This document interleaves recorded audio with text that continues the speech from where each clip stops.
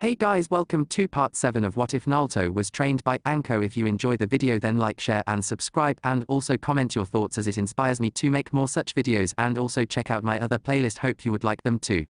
So let's get started. Chapter 19. The Third Test Ability. Abaim were calm, collected, near perfect drones. They never snapped, nor became noticeably irritable. They were silent, and when they did speak, their voices were always reserved. This was as much a necessity as it was, because Abaim genuinely enjoyed the peace. It was an established fact, the Abaim never lost their cool.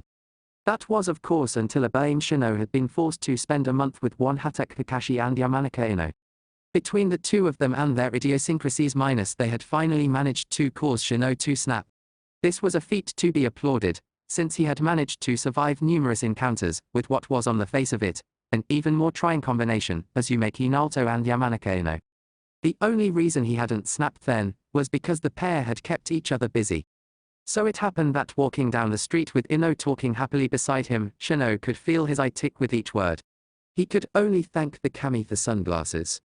To make matters worse, for of course they could, and usually did get worse, minus Shino had the extra joy of dealing with a currently AWOL Naruto. He found it oddly satisfying to picture his bug swarming up and engulfing the boy until nothing was left but bone. So, where do you think he is? INO asked, looking around as her now significantly shorter ponytail swatted her shoulders. I mean, Kakashi-sensei didn't tell us much, except that he was doing some special training, but if he doesn't hurry, then he'll be late. I am sure, Shino said, his tone rich with suffering, that Naruto will be here on time. Relax. But minus. INO, I do not think that he will be so crass as to miss his own exam, Shino explained tiredly, almost whimpering. This is, after all, a step toward Hokage. True, INO admitted, falling silent for a moment before looking around again. Where the hell is he? If we're late because of him, or ramen L minus. Oi, INO-chan. Shino. Naruto suddenly shouted, racing toward them and waving. Aha. Naruto-kun. INO called back brightly. Shino was unable to do anything else but palm his forehead. All too soon, the blonde boy was there with them, talking a mile a minute, with INO taking a moment to comment on how he liked her hair, to which she blushed minus as they started down the road to the stadium. Shino only listened with half an ear, otherwise, he'd end up trying to kill the boy, with his nerves in the state they were in. So, after Kakashi-sensei introduced himself and explained Anko's mission and everything, we got to some serious training, INO said. We sparred his cave bunsenhins every day, and they kept so totally blocking and escaping anything I tried. The hardest part was when he wanted us to spar while water walking. That, really ate up my chakra too. Wow, Naruto said, sounding impressed. All Iro Senin did was has me create a bunch of cave bunshine and just practice things over and over. Ho. What good would that do? Well. The way he explained it was that when each cave bunshine was gone, I'd gain all their experience and stuff. Which would make me learn things faster, Naruto said, scratching his cheek. According to him, I got 2 years worth of training in 1 month. No way. INO shouted. Shino whimpered, then resolved to put a stop to their conversation, for the moment. We should hurry, we are going to be late. Oi, let's go then. Naruto shouted and took off at a run, with INO following. Shino sighed and shook his head, speaking to one of his equally annoyed Kaikeichu family. I agree, Kikyo-chan. They should kiss and be done with it. He listened for a moment, and then sighed in exasperation, knowing that his bugs were forever tainted by his exposure to INO. Still, he had better answer Kikyo, or suffer her continued pestering. Yes. Kikyo-chan, I think you make a very pretty buzzing noise. Dressed in his formal red and white robes, wearing the proud hat of his station Saatobi Sasuke, the Sandaime Hokage stared out at the vast arena before him. To the left from where he was sitting in stadium seating were numerous villagers, while behind him on a slightly raised row were the various daimyos. It was a warm day, fine weather, and the sun was bright. And the Sandaime was feeling every second of his 69 years of life. He refused to show weakness. He was the pillar to this village, and, until he could pass his title on, he had to stay strong. He reassured himself, however, that it would not be long. Soon enough, he could pass his mantle on. At first, when Freya had appeared, the Sandaime had made the offer to him. But the man had wisely pointed out that he was no longer suited for the job, and that Tsunade would do far better. Sandame had agreed sadly, since it meant he would have to bear the weight for a while longer and then called Anko and after much debate had managed to convince his old student to at least prepare Naruto to the final exam. Still the Sandame wondered what exactly Anko wanted to ask Freya in private, and what he had charged her for his answer. Knowing his student, it had been something perverted. Sighing, he lowered his grey eyes to the arena before him, sweeping the 9-leaf den in information that only he had access to, springing to mind as he wondered what they would all become in time. There was Hyuga Neji, proud as ever, unbroken by his lot in life, and proclaimed as the most gifted Hyuga ever. There was Rock Lee, the boy nobody had taken seriously, now desperate to prove himself in Taijutsu. Tenten, the girl who had survived an abusive mother and a drunken father, who was now trying desperately to become the next Tsunade. Uchiha Sasuke, unbearably as arrogant as all Uchiha were, a genius and determined to be second to none. Inuzuka Kiba, stubborn to a fault and the best trainer his clan had ever had. Hano Sakura, totally devoted to Sasuke and a denbutsu specialist soon to eclipse her own sensei. Letting out a sigh, he turned his attention to the final 3 Konoha genin Uzumaki Naruto, defiant as ever, and sworn the Sandame was sure to the gods themselves to become Hokage someday. Obeying Shino, relaxed as all obeying, with a deeper connection to his bugs and team than any other obeying in the last 100 years. Yamanaka Ino, nervous but proud, a Kenbutsu specialist whom Harate had once confided would someday become legendary in her own right. They were all the best that this generation had to offer, and he wondered, how many would grow today? He was shaken out of his thoughts by the Unbu politely touching his shoulder and indicating an approaching figure dressed in white and blue. Oh. Well, Sandame said, greeting the other man with a smile. Kazekid Dono, you made it. Thankfully, there were no sandstorms, the other man said as he sat down on the chair next to the Sandame. Yes. Still, I imagine you must be tired from such a long trip. Not at all, actually. May I once more say that I am pleased that the exams are being held within Konoha this year, the Kazekid said politely. This way, there can be no mistakes or dishonesty. Konoha ninja are far too high-minded to such deceit. I hate to think that any of the other villages would allow such things to occur, the Sandame said, knowing as did the Kazekid that no village was totally unbiased minus before turning back to the arena, aware of the anticipation in the air. Seeing the eyes on him, he grinned to himself, offering a polite nod to the Kazekid as he started to get up. On with the show. Hands behind his back, the old man smiled benevolently at the examinees, then flicked his eyes over the section where the Jonin sensei sat watching. Then he settled his gaze on the crowd at large who had stopped talking to listen to what he had to say. Thanks to everyone for coming to the Chunin selection exam held this year within the walls of Konoha. We will now begin the matches between the 12 participants who has made it this far. Please stay and watch until the end. Then, amid enthusiastic applause, the Sandame resumed his seat and watched. Yamanaka Ino was many things: confident of her sword skill, confident of her looks, proud of her family, slightly nervous to be in front of so many people, and she would admit harboring a slight crush on the boy beside her. Still, as she listened to the referee of this exam explain the rules, all of those things except the nervousness disappeared. They could kill each other. Ino felt her shoulders tremble slightly as she remembered killing and the fear that she could die now coursing through her. Her only means of survival was surrendering something she couldn't bring herself to do minus being knocked out, or the referee declaring the match over. Glancing nervously at the 3 Sandnins, particularly the redhead with the pale green eyes, she doubted that he would care what the referee said, or what she did. He seemed to radiate an air that shouted death, murder, and a dark glee. She prayed to all of her clan's ancestors that she wouldn't have to fight him. Anybody but that boy. All right, that's all the rules.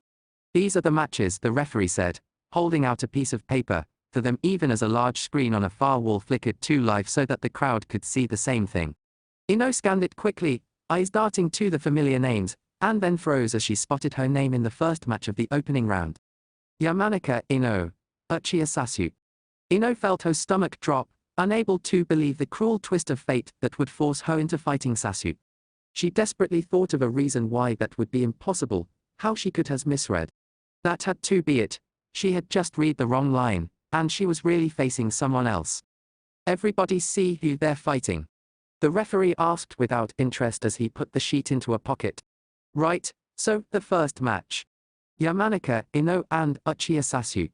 Everyone else go to the waiting room. Ino blanched, her eyes darting around wildly as she saw the others leaving. She so did not want to be there just then. Why couldn't she have been fighting Sakura or something? Turning her attention back to Sasuke, she saw the pink-haired girl give Uchiha a quick peck on the cheek and then start off among the last of the genin. Ino felt a spike in her temper, but was distracted by Naruto. Kick his ass, Naruto said brightly, with a flash of a smile, and then hurried off after the others. Ino stared after him, then gulped, slowly turning back to the Uchiha across from her. Uchiha, who were the most feared fighters in the village, Uchiha who were almost bred for nothing but combat. Now, the first fight begin, the referee said, his hands slashing through the air. Ino took a steadying breath, mentally reassuring herself that even if he was an Uchiha and Sasuke, no less minus, she could not let him intimidate her.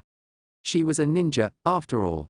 Never taking her eyes off the disinterested-looking Sasuke, Ino reached for the sword slung across the small of her back. Assuming a reverse grip with her right hand, she hesitated for a moment, then took 3 silent breaths. On the second breath, she eased the sword ever so slightly out of the scabbard, and then on third breath, she moved a quick step forward with the left foot, and she exploded forward with her right while drawing the sword with inaudible ring of metal on metal as she slashed at his throat. Sasuke took a half step back, allowing the sword to whistle harmlessly through the air, before he fired off a kunai. Ino, displaying unexpected speed and ability, completed the slash and then shifting the blade so that it pointed down, swept it back across her as she slid her right foot around. With the kunai deflected, Ino channeled her chakra into her legs and darted forward, a downward slash aimed at the genius once more. Sasuke dodged once more, and Ino allowed the momentum to carry the blow through. With a quick flick of her wrist, she twirled the sword in the air and caught it in her left hand, coming up to deflect several shuriken. Sliding her left foot back, she shifted her weight and lifted her sword till it was near her cheek, with the edge up and aimed slightly to the side. Narrowing her eyes, she stared along the edge and fixated on Sasuke's face before lowering them to his solar plexus to watch his whole body. Konoha rule, Sasuke said in mild interest. That takes some talent to use, which makes me wonder why a Yamanaka is using it. What? Ino asked, taken aback by his comment. It could be taken one of 2 ways, and she knew he had meant it as an insult. Angry at the implication that her family had no talent, Ino made a sharp thrust forward, which was easily dodged, followed by yet another slash, which was easily dodged as well. Sasuke, with an annoying casualness, haphazardly threw several shuriken which she had to backpedal to block. Coming to a stop, back straight and right foot back, she brought her ninja 2 down near her waist, the tip of her blade angled up toward the charging Sasuke's eyes. Timing it as closely as she could, she made a thrust coming within inches of skewering him. Sasuke, however, twisted aside, his charge temporarily forgotten. Ino released her left hand and twirled the ninja 2 until it came into a right-hand grip. A pretty dance, Sasuke remarked casually. But then, for someone that cares more for their appearance than skill, I'm not surprised. Ino narrowed her eyes. Just a pretty dance, was it? Someone that cared more about their appearance than skill, eh? She would show him she only knew 2 dances, but by all that was holy, she was going to use them to wipe that smirk off his pretty boy face. With one fluid motion, she lifted her sword and twirled it around while channeling the chakra needed along the blade, then dropped to a knee, driving the tip of the blade into the ground. Dance of the crashing dragon. The earth rumbled and then, with a loud crack, exploded upwards in a hail of rock. Ignoring the sounds of surprise at this attack, Ino darted her eyes right and left, aware that Sasuke would dodge it. But he would be in the air, and her second dance would be perfect for that situation. Switching hands, Ino slid her ninja 2 from the ground and around behind her, narrowing her eyes as she spotted the dark figure of Sasuke. Gathering her chakra, she slashed out at him, jumping so that her whole body was behind the strike. Dance of the Midnight Tornado. There was a moment of nothing, then the chakra in the sword was sent flashing into the air, stirring into a small tornado, which crashed into Sasuke unabated. She felt a moment of triumph. She could hear Naruto cheering for her minus before Sasuke disappeared like a normal sunshine, and she froze. Oh no. Spinning around, she brought her sword up, her left hand over her heart, with the blade extended along her right arm. It was amazing, it was infuriating, it was impossible, but there stood Sasuke, unruffled and only a few steps away from her. Ino couldn't help but gulp as she saw his eyes. They were no longer black, but now the infamous red of the Sharingan. I've never seen that style before. It's called Tsukiodori, Ino said, struggling to keep the nervousness out of her voice. Sasuke said blandly. Another pathetic style, or maybe it's just due to the user. In a burst of anger, Ino charged, her sword whistling through the air. In the heartbeat it took for her sword to complete the arc of her swing, Sasuke calmly reached out and caught the blade between his fingers. Ino felt her arm and shoulder jar from the sudden stop, and then shock and fear raced through her as she realized what he had done. "And you call yourself a ninja, now, do you?" Sasuke said. "What's the matter, Yamanaka? Being pathetic at your clan's own mediocre skills wasn't enough. Now you have to be subpar with a sword as well." "I am not pathetic," Ino shouted, attempting to free her sword. "Didn't your parents teach you, Yamanaka?" Sasuke sneered, shoving the sword backward, smashing the pommel into her mouth. "Not to speak when your betters are talking." Stumbling away, Ino cupped her mouth. Shaking her head to clear it of the pain, but not the coppery taste of her own blood, she quickly grasped her ninjutsu and assumed a defensive stance. Sasuke, however, stared at her with utter disdain. "Forfeit and save your clan this pathetic display." Ino paused, unsure. It was obvious he was far superior to her, or at least that was how it appeared. But the way he was talking, the way he glared at her, was making her angry. She wanted to keep fighting, to keep trying, but she wasn't sure if she should. "Oi, Ino-chan. Don't give up," Naruto shouted, his voice sounding odd in the silence. Ino hesitated for another minute, then nodded to herself, eyes narrowing as she gripped her ninjutsu properly once more. "I'm not going to give up, even against you," Ino managed, allowing her anger to well up and consume her. "I'll never give up." "Fine," Sasuke said blandly, locking his eyes with hers once more. Ino felt as if his gaze was piercing right through her, as if he was trying to will her into submitting, and part of her wanted to. His gaze, those eyes, they were nearly overwhelming, but Ino would not back down. Ino charged once more, pushing off as Harate had taught her so long ago, while increasing the speed and power of her blade. Sasuke, however, was one step ahead of her, never once showing the slightest concern no matter how hard she tried. Attack after attack, feint and slash, her experience with Kakashi coming into play. She threw everything she had at him, and he treated it all with such disdain that it was truly beginning to shatter her confidence. Sasuke dodged, ducked, and sneered at her every effort. After a flurry of strokes, Sasuke hurled his kunai, wrapped with an exploding note, as he hopped back a couple of yards. Ino managed to jump as the exploding weapon went off harmlessly under her. At the apex of her jump, she came dropping down on Sasuke like an eagle diving on its prey, sword held at her side through a powerful thrust. Sasuke gracefully spun out of the way, and Ino's sword sank to the hilt into the ground, leaving her momentarily defenseless. Yet the genius seemed utterly uninterested in taking advantage of this, instead pulling another kunai and tapping it against his thigh slightly. The instant she managed to yank her ninjutsu from the ground, Sasuke charged, and the air was filled with the rhythmic sound of clashing blades. Spinning around in perfect synchronization, they danced for a moment, then Ino spun a half-step faster, trying to slice him in half. Sasuke, however, twisted and caught her wrist, pulling her entire arm straight, and Ino registered what he was about to do a half-second before he did. It was too late, and the air was rent by her scream of pain along with the sound of her elbow breaking. Collapsing, crying, and now disarmed, Ino's mind tried to retreat from the pain. "Is that it?" Sasuke asked, his tone dripping with contempt. "Perhaps by other standards, you are gifted, but to an Uchiha, you, like the rest of the village, are not even average." Ino wasn't sure why she did it, anger or pride, or maybe it was hearing Naruto shouting her name and trying to get her to fight back, but all she knew was that she made a desperate bid. In one fluid motion, she grasped her discarded sword with her good arm and swept it around in an attempt at hacking Sasuke's ankles off. Sasuke hopped more than jumped, and, when he came down, he landed on her blade at such an angle that it snapped in half. Ino felt her body jerk back from the sudden change and then, eyes wide, caught a front kick to her face. In a spray of blood, Ino was sent tumbling backwards, broken sword falling to the wayside. Coming to a rest, she couldn't decide which felt worse, her head or her arm. Through the darkening haze, she looked up at the boy she had thought so handsome and great, Uchiha Sasuke. And he looked back at her with utter contempt. Pathetic. Thankfully, Ino slid into unconsciousness. Hyuga Nevi had been raised to know and understand the Uchiha, the out-of-control offshoot of the Hyuga clan. He, like all Hyuga, understood that the Uchiha was solely devoted to combat, and no philosophy. All that mattered was strength and testing their abilities completely to the detriment of the soul. Still, they were a clan of geniuses very good at what they did. They were needed, and to be perfectly honest, they were quite possibly the only clan that could rival the Hyuga. Still, within the short amount of time that the match between the Yamanaka and Uchiha had lasted, Neji, along with everyone else, had been taught a very important fact: they were consumed with an offensive, almost obscene vanity. Watching the Uchiha smugly walk from the battlefield, Neji smirked to himself, aware of the damage that had just occurred. He could hear the angry muttering, almost a buzzing from the competitor's balcony. Shaking his head, Neji glanced at Tenten, who was scowling at the infused pink-haired girl. Restraining his urge to remind her, pointlessly, that being angry at the girl accomplished nothing, he instead focused on the Yamanaka's teammates.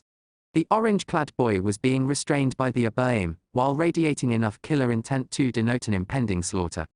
Glancing away from the murderous boy, he studied the others, noting their dark looks, then turned to the entrance as the Uchiha reappeared. "Sasuke-kun!" the pink-haired girl shouted while hurrying to him.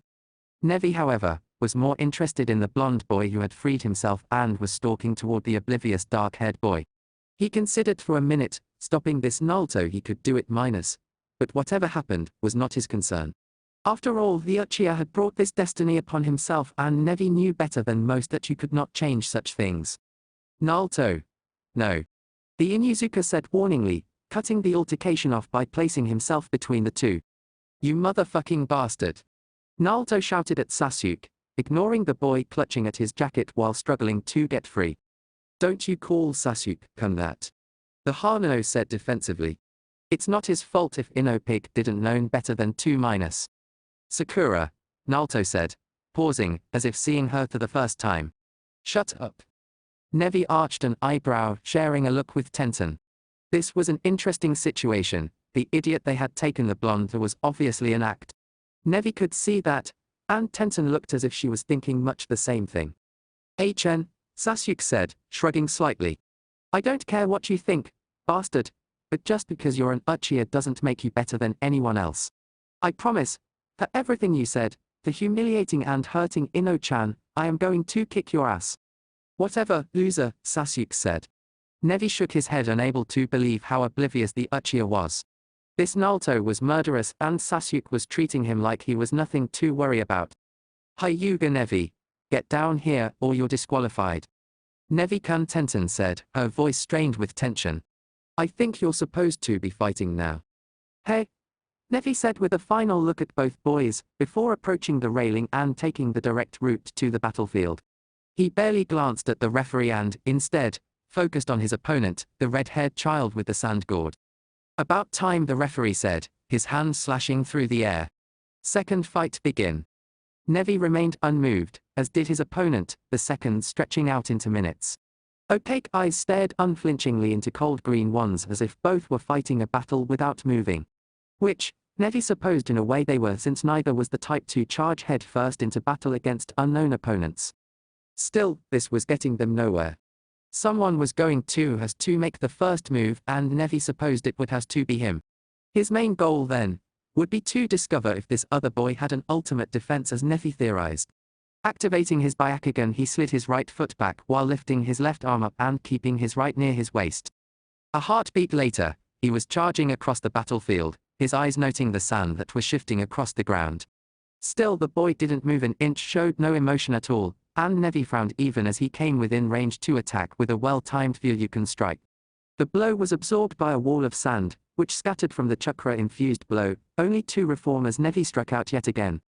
The sand seemed utterly impenetrable no matter how much speed, or how much chakra Neji attempted to strike with. Dodging to the left to avoid the sand as it formed a spear, then leaping back, he spun low and away. Deflecting another attack with a burst of chakra, he came to a stop, realizing now what his eyes had been telling him. The sand was moving independently of the redhead's will, as if it were alive. Interesting. Changing yet again, Neji ducked and weaved his way through the lashing sand. Flashes of chakra filled the air, as his hands turned away attack after attack, but something was quickly becoming obvious. No matter what he tried, nor how close he got, Neji could not pierce that shield of sand. Or at least, not without at least one other ninja. Lee could probably pierce the shield with his speed, but he would be crushed by the sand. Indeed, it was only because of his bloodline ability that Neji was able to continuously avoid and dodge the attacks. Of course, Neji was a genius and he could see at least one option against what this boy was capable of. Strike. Duck. Dove. Twirl. Strike. Dove. Duck. Twirl. Strike. Twirl. Duck. Dove. Avoiding yet another attack, Neji grasped his shuriken and kunai, firing them off in a rapid pattern. The wall of sand absorbed the weapons effortlessly, which was what Neji wanted. Lifting his fingers he smirked, causing the half-dozen hidden explosive notes to go off. The spray of sand was amazing. Neji was satisfied to see the mild surprise on the other boy's face, but he was already charging through the opening he had created. He saw the sand already regrouping, folding in after him, closing off his retreat. Neji, however, focused entirely on attempting to hit the boy, his right hand whistling through the air as he skidded to a halt. He felt his palm connect with the boy's chin, saw the surprise on his face, and then realized that his blow had had no effect other than knocking the boy off his feet. He didn't have much time. The sand was about to engulf him and Neji spun, emitting as much chakra as he possibly could. Scowling in concentration as he spun, he watched as the sand crashed against his Hakushuriken ceaselessly. The longer this went on, the more Neji began to doubt his ability to keep this up, but he dug deep and didn't stop until the sand finally came to a stop and fell listlessly to the ground. Coming to a stop, Neji turned to stare at the boy, who was standing upright and seemingly unharmed. He could not attempt that tactic again, as he had used up all of his explosive notes. Considering his options, he felt his eyes widen in surprise as he felt the coarse feeling of sand encasing his ankles. Looking down, he almost swore the sand was rapidly climbing his legs, effectively keeping him in place. Looking up at the boy, he saw the glint of madness in those eyes and realized his fate had never been to win this match. Neji thought briefly about using the sand to attack this Gaara, but discarded that quickly. Suddenly, his sixth sense, the one that warned of immediate danger, flared. Neji quickly expelled as much chakra from his body as he could to free himself and backpedaled, avoiding other attempts by the sand to grasp him. Reaching a clear space of ground, he raised his hand. "I forfeit." The referee blinked in surprise, then shouted to Gaara to stop even as Neji dodged another series of attacks. A moment later, the sand hesitated. Neji wondered if the sand really was alive, then retreated back into the gourd. The winner, Gaara of the desert.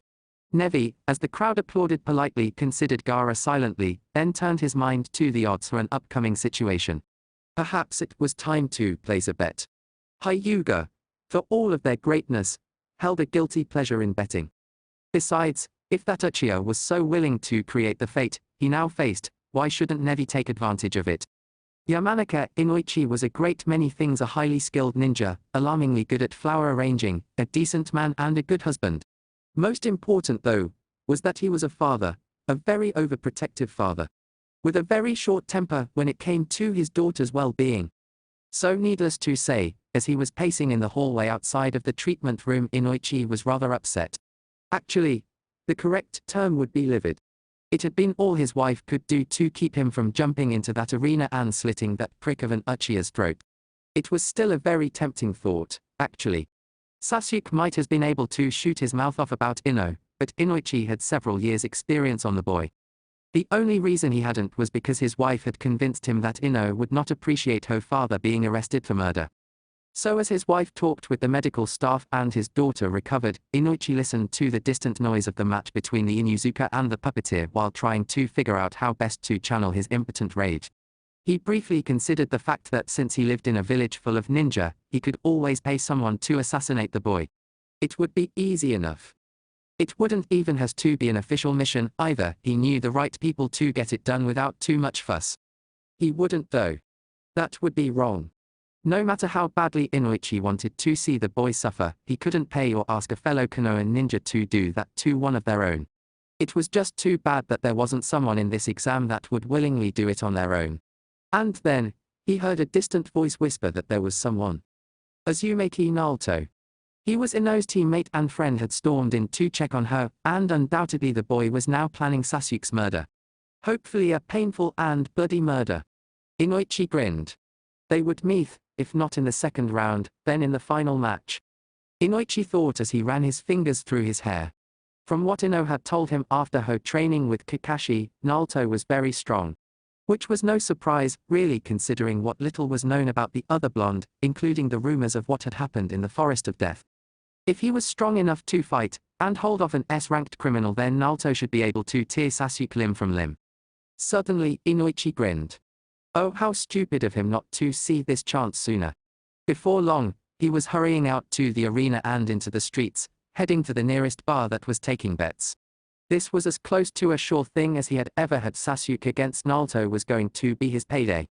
It was funny, the Chunin mused to himself. Not even a full month ago, Inoichi had been upset and worried about his daughter being on the same team as that Naruto. Considering the boy's past and the mysteries surrounding his survival, it was understandable. Now, though, he was placing his daughter's pride as a shinobi in the boy's hands. If he had stopped long enough to really think about what he was doing, Inoichi would have realized how strange and foolish this idea was, but was not about to stop and think. Reaching the bar, he slipped inside without being noticed, mildly surprised to feel the tension that filled the building. Looking around, he could see off-duty military police officers, who were avoiding the rest of the bar and then everybody else. Inoichi put that to the back of his mind and walked to the bar and ordered his sake before turning to the nervous-looking man, who was toying with his pen. Are you still taking bets, Bakuto-san? Inoichi-san. The man said in surprise before nodding uneasily. Grabbing the cup and bottle set before him, Inoichi poured himself a drink and then gulped it down. I take it the odds are heavily in that Uchiha's favor the promotion. Oh. Yes. Bakuto said, shifting his attention turned to them. Good, Inoichi said, pouring another drink before quaffing it easily. I'm putting everything on Uzumaki Naruto. For promotion over Uchiha Sasuke. Amid the gasps of surprise, the renewed betting and noise, Inoichi poured himself another drink and then stared up at the closed-circuit TV of the arena. The match between the Inuzuka and Kankuro was coming to a close, apparently in a double KO, but he didn't care. Instead, he gulped down his sake and set his full impatience and anger boiling up inside him. If that Naruto could actually win, Inoichi would never say another bad word about him. Security was tighter than it had been in a long time. Seiden mused silently as he made his lone patrol of the key Unbu points through the surrounding area of the exam arena. There was a little over 150 Unbu within the village. The bulk of the Unbu had been deployed to maneuvers near the borders or field assignments. By normal standards, it would be enough to handle any situation, but Seiden knew this would not hold true today. Coming to a stop in the branches of a dying tree, he frowned behind his mask, studying the Unbu he could see dotting the rooftops. They were unmoving like statues, but aware and ready for an attack from unknown enemies. That would be their mistake. None of them were aware that at this moment key military police and Chunin were planting bombs. That their friends, comrades and lovers were moving into position to deliver in one fell swoop, what had not existed since the rise of the shinobi nations. Unity. Seiden felt sick to his stomach, knowing what was coming, feeling it in the air. He could see select captains, members of Unity, motion to those loyal to them into unapproved positions. Those Unbu who noticed were quickly killed in silence. The warning garroted just as it had begun. He was the only one who knew, the only one who could raise the alarm. Yet he couldn't because in all honesty he was not sure where his loyalty lay.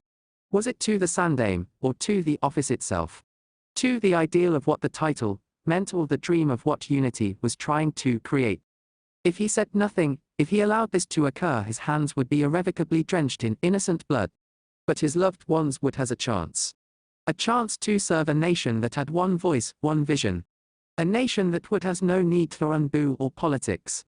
But at what cost? Seiden-san's status. Kakashi's voice crackled softly in his earpiece. 10-23 Commander Seiden said softly, his mind and soul still in turmoil. Which side would he choose? He was pulled from his inner turmoil by the feeling of someone joining him on the branch. Turning, Seiden found himself staring at the bird mask of Shuji, his friend who had placed him into this dilemma. Shuji, whose sister he was dating, the man who believed in honesty and honor above all else. The man that had asked him to betray the wishes of the Hokage for a dream. Shuji-san. Seiden-san, the man returned politely. So, has you decided? It was an innocent question, at least that was how it appeared. In reality, his friend had asked the most important question of any man's life. Where does your loyalty lie? Are you willing to betray this village to the supposed good of all? Will you destroy everything you has to this dream? Commander Seiden said, voice wavering, and then he died, his sentence unfinished. He would never know just how easily Shoji lied to cover his murder, or that Kakashi had heard the warning in his tone. All he knew in the heartbeat it took for his life to end was that he knew where his loyalty lay. Rock Lee was not easily impressed. He had trained too hard and too long. Scraped his way from being a joke to become an actual serious ninja. All with the goal of proving you could become a great ninja with just taijutsu. He still had two obstacles left, of course, his own teammate and the blonde he would be fighting soon enough. But still, watching the closing exchanges of the match between that Sakura and Tenten, he had to admit the pink-haired girl had some very beautiful movements. Plus, her skill with genbutsu was almost flawless. This had not been an easy match despite what Neji had said at the beginning. Still, Tenten was no pushover, and she did have a bit of a problem with Sakura, though Lee was unclear what exactly that was, just that it had something to do with INO.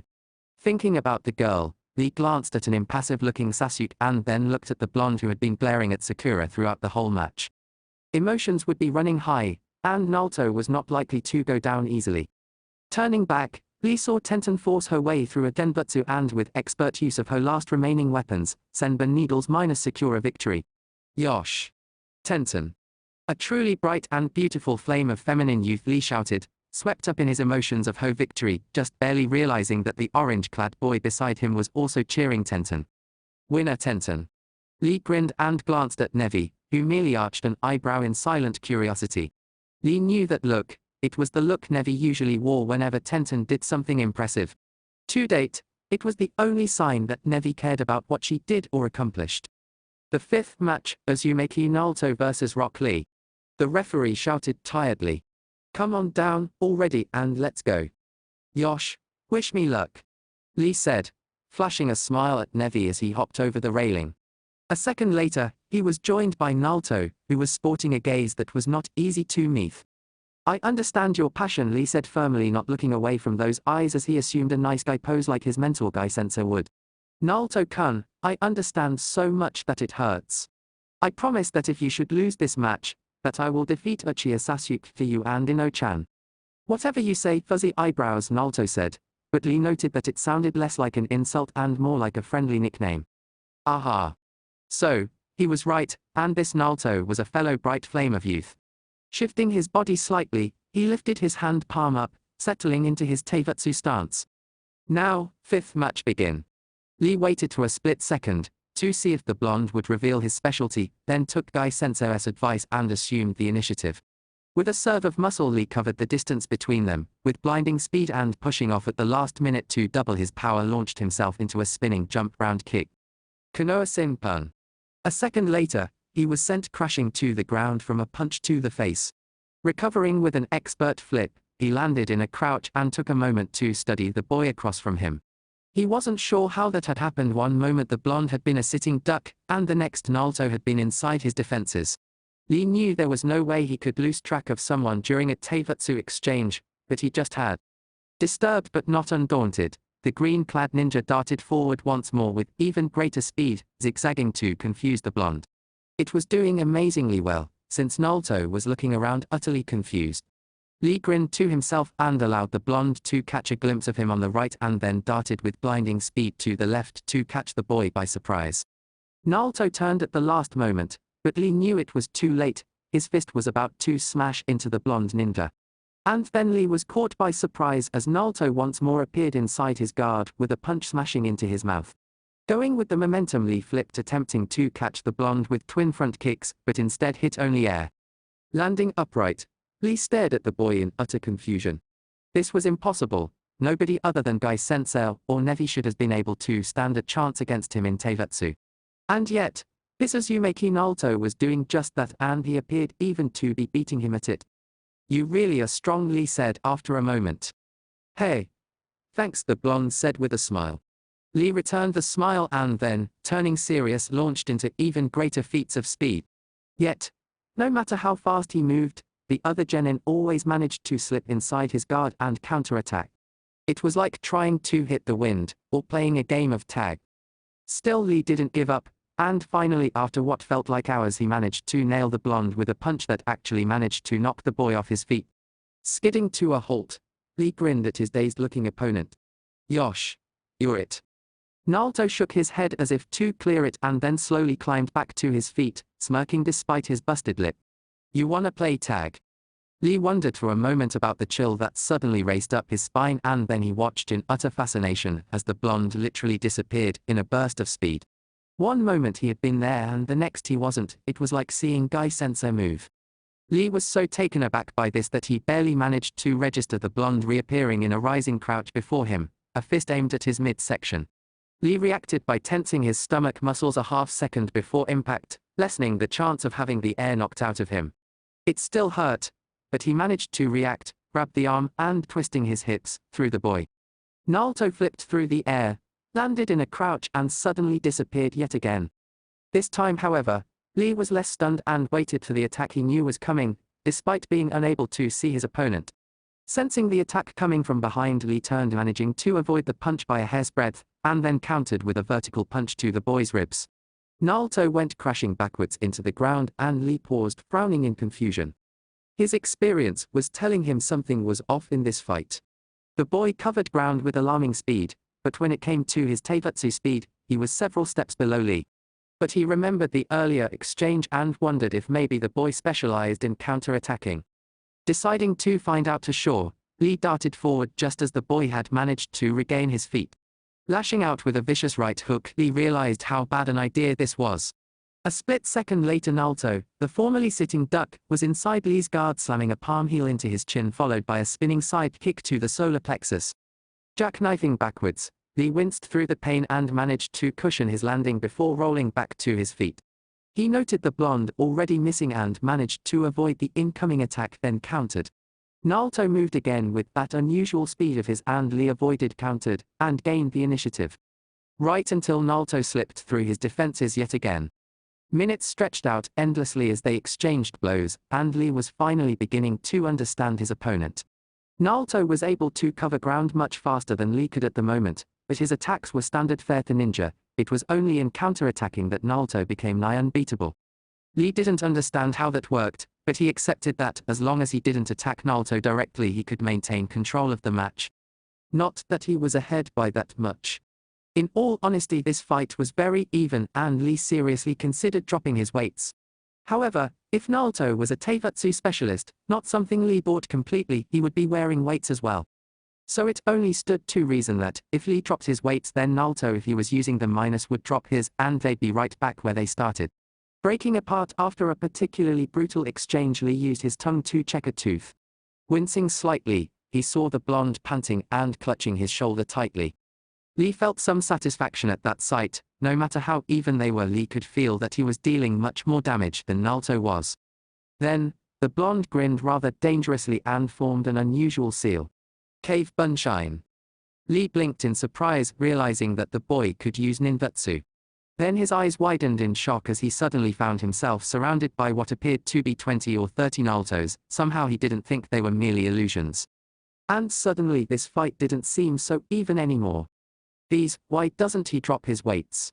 Tenten muttered, leaning against the railing watching the shockingly even fight below. She had never expected to see another boy as fast, or even faster than Lee. Because he does not wish for Uzumaki-san to do the same, Neji explained blandly from beside her, his arms crossed and eyes flickering across the battlefield. Which is foolish, since Naruto can go no faster. Ho. But if he's that fast, he has to be using weights. No, Neji said with a shake of his head, as Cave Bunshine suddenly appeared on the battlefield. Uzumaki-san is using Shunshin no Jutsu to simulate speed. If Lee would drop the weights, he would gain an advantage. Then we should tell Lee. Tenten said excitedly. He'll has this match in the bag. Then. I said he would has an advantage, Neji explained calmly. He would not win, however. The more I watch, the more it becomes obvious. Uzumaki-san is not a taijutsu specialist. What he does specialize in, however, I cannot say. Well, then Lee can minus. Lee would has the advantage in the hand-to-hand, Neji said, cutting her off. However, Uzumaki-san would fall back onto his own specialty, and since we do not know what that is exactly, we don't know if the balance would remain in Lee's favor. He's our teammate. Yes. But this is his fight. Don't worry, he'll notice soon enough, Neji supplied in mild interest. Has you noticed anything strange about the cave bunshine? No, Tenten muttered in annoyance, wanting to shout for Lee to lose the weight and not as to wait for the boy to figure it out. Lee is amazingly fast, yet the numbers are still too low for even Lee to have defeated so many in such a short amount of time. A trap. Tenten said in surprise and worry, counting the number of cave bunshine present.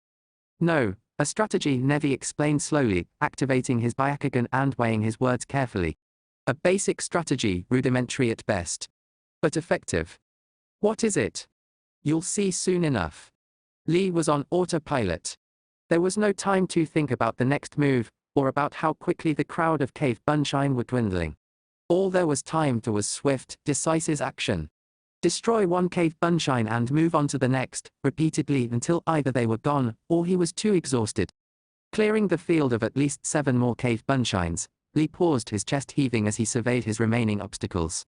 They were formidable, but he could see the numbers were far too thin to be a threat for much longer. Shaking such thoughts off, the Taijutsu specialist focused on the 2 charging cave bunshine and rose onto the balls of his feet before exploding into battle. The first one that reached him suffered a side kick to the stomach, and then, as that one doubled over, Lee grasped the back of his head and yanked it harshly against his knee. The cave bunshine promptly disappeared in a puff of smoke, and Lee pivoted, leaping into the air, spinning, as his leg shot out and nearly separated the second cave bunshine's head from his shoulders. Lee landed lightly and watched with a smirk as the copy disappeared, then leapt back and twisted so that he could produce a kunai to parry a blow aimed at him from yet another cave bunshine. Twisting to deflect another blow, the boy lashed out with a kick to destroy another cave bunshine. Soon it all became a blow once more, deflecting the kunai from the one cave bunshine, while dealing death to the others that were charging him. Still, no matter how it appeared, Lee knew that he and Naruto were still even. These cave bunshine were just to wear him down, and he had to admit they were doing a good job. As the blades clashed together, Lee managed a deft flick and twisted the kunai to one side, striking the cave bunshine in the chest. Gaara. The cave bunshine managed before exploding. Lee, however, was wide open as another cave bunshine lunged in, and Lee swung his arm out wildly in surprise.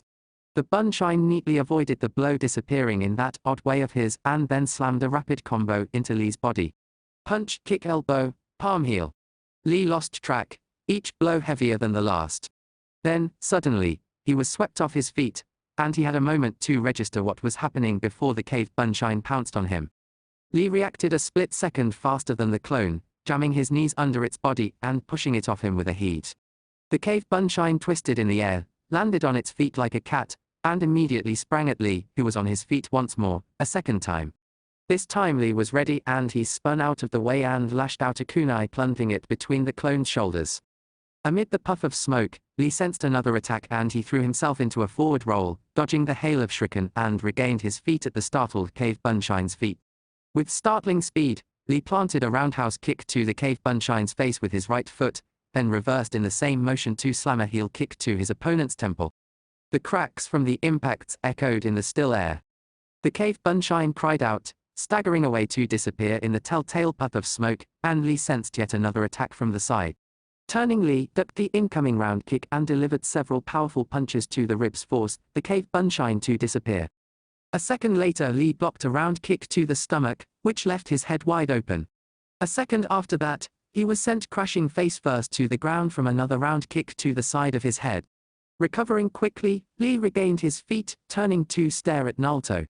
Naruto grinned and then darted forward. Lee whirled around and delivered a spinning back kick to Naruto's stomach. Naruto, unprepared for the assault and in no way ready to deal with it, doubled over from lack of air. Lee returned to his defensive stance for only a fraction of a second before firing off a jump front kick to the boy's face. Naruto, already staggering from the first blow, went flying. Lee landed before Naruto did, and he watched in satisfaction as Naruto collapsed on the ground. His joy was short-lived, however, when 10 cave bunshines appeared out of thin air. Lee dodged to the left, striking out at the same time with his right hand, driving the punch into the airborne ninja's solar plexus. Before the cave bunshine had completely disappeared in a puff of smoke, Lee was already moving, spinning into a butterfly round kick to another cave bunshine's head. Landing, he allowed his momentum to carry him around and smash a spinning heel kick into the jaws of yet another 2 cave bunshine. Coming to a stop, he paused, eyes darting left then right, 4 down 6 left. Sensing an attack from behind, he shifted his body weight and dodged the punch aimed at his head, then drove his left elbow into the cave Bunshine's face. Pivoting at the flash of incoming orange on his right, he fired off a front kick round kick combination that destroyed yet another cave Bunshine. 3 left. Ducking a round kick from the left, Lee spun into a leg sweep taking the attacking clone off his feet, before rising with his momentum to drive a left spinning heel kick into the airborne cave Bunshine. Coming to a stop, he dropped his leg and pivoted, hammering home without looking, a right side kick into the face of the second -2 last cave Bunshine lunging at him. 1 left. Dropping to the ground, Lee avoided the last cave Bunshine, then planting his hand on the ground threw a side kick to the clone's chin, lifting it into the air. Heaving, he spun, slamming several spinning kicks into the clone before it disappeared in a puff of smoke. Flipping as gravity reasserted itself, Lee landed in a crouch, fingers braced against the ground as he glanced at the battered-looking but now standing Naruto. "Yosh, you are truly a worthy opponent filled with the bright flame of youth," Lee said, giving him a thumbs up in true appreciation before sliding into his fighting stance. "However, I has won this match." "Oi, it ain't over till it's over, fuzzy eyebrows," Naruto shouted back, slipping into his own fighting stance. Lee paused, then allowed himself to grin in appreciation. He could accept the boy's willingness not to give up. He had fought so hard and so desperately to reach this point. To surrender was not an option. Shifting his weight ever so slightly, Lee shot forward with all of his speed, ready to deliver the final blow and thus claim his victory. It happened between heartbeats, the half-second that decides battles. Naruto suddenly darted aside with that full speed, pulling a string taut. The chain reaction was instantaneous, the half-dozen explosive notes that had been covered with dirt suddenly tearing a chunk out of the battlefield. Lee at the last second managed to push off, and into the air to avoid being obliterated. He was carried higher than expected by the concussive force, but all that mattered in Lee's mind was that Naruto had mistimed. It had been frighteningly close. Lee knew, if he had been a half a second slower, or if Naruto had timed it better, that he would have been ripped apart by that explosion. Twisting in the air, he spotted his opponent, who was staring at him intently while he descended. Lee braced himself as best he could, ready to launch into his attack as soon as he landed, and then realized he couldn't move his body at all. Darting his eyes away from the blonde and to the rushing ground, he clenched his eyes, preparing for the bone-crushing landing. Instead, he felt a pair of arms grasp him and his momentum shifted, prompting him to open his eyes and find that a cave Bunshine had snatched him from mid-air. A minute later, he was deposited on the ground by a disappearing cave Bunshine, but he still couldn't move a muscle. Helpless, he stared up at the sky, amazed to find his blonde opponent hovering over him with a kunai. "Tag," Naruto said, tapping the blade against his forehead. "You're it. Winner, Azumaki Naruto," the referee announced, his voice stunned, while the crowd was cheering loudly. Lee tried to ask how, tried to convey the impossibility of the situation, but he couldn't move his mouth. Naruto, grinning, crouched down, speaking in a secretive manner.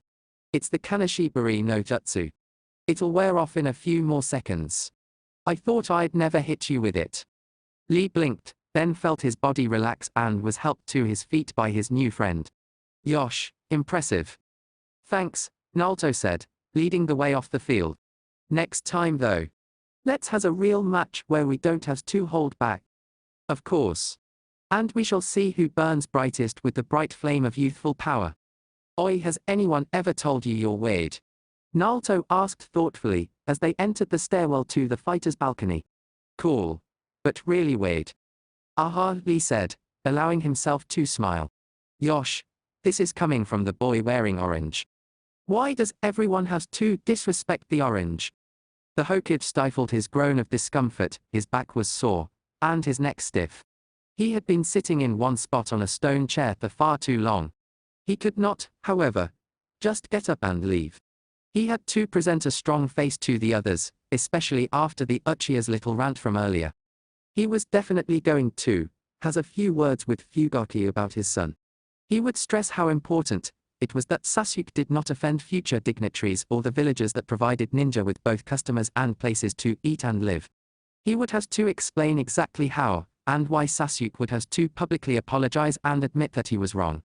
Or the Sandaime could just wait for Naruto to get a hold of the Uchiha genius. The Sandaime had to bite back his laugh at the thought. After the match between Lee and Naruto, he wouldn't put much value on the Uchiha's ability to pass in one piece. Hell, Even without that match, the Sandaime was going to make sure he didn't pass anyway. The boy needed a lesson in humility that was obvious. Who do you think will win? The KZ kid said in a soft whisper, so that only they could hear. The Sandaime said, shifting his attention to the latest match raging. Abeim Shino versus Temari. It was so far even, at least in his opinion. I think it's too early to tell, KZ kid Dono. Your daughter is very talented, and her intelligence is keen. However, Abeim-san is quite skilled himself, and also quite intelligent.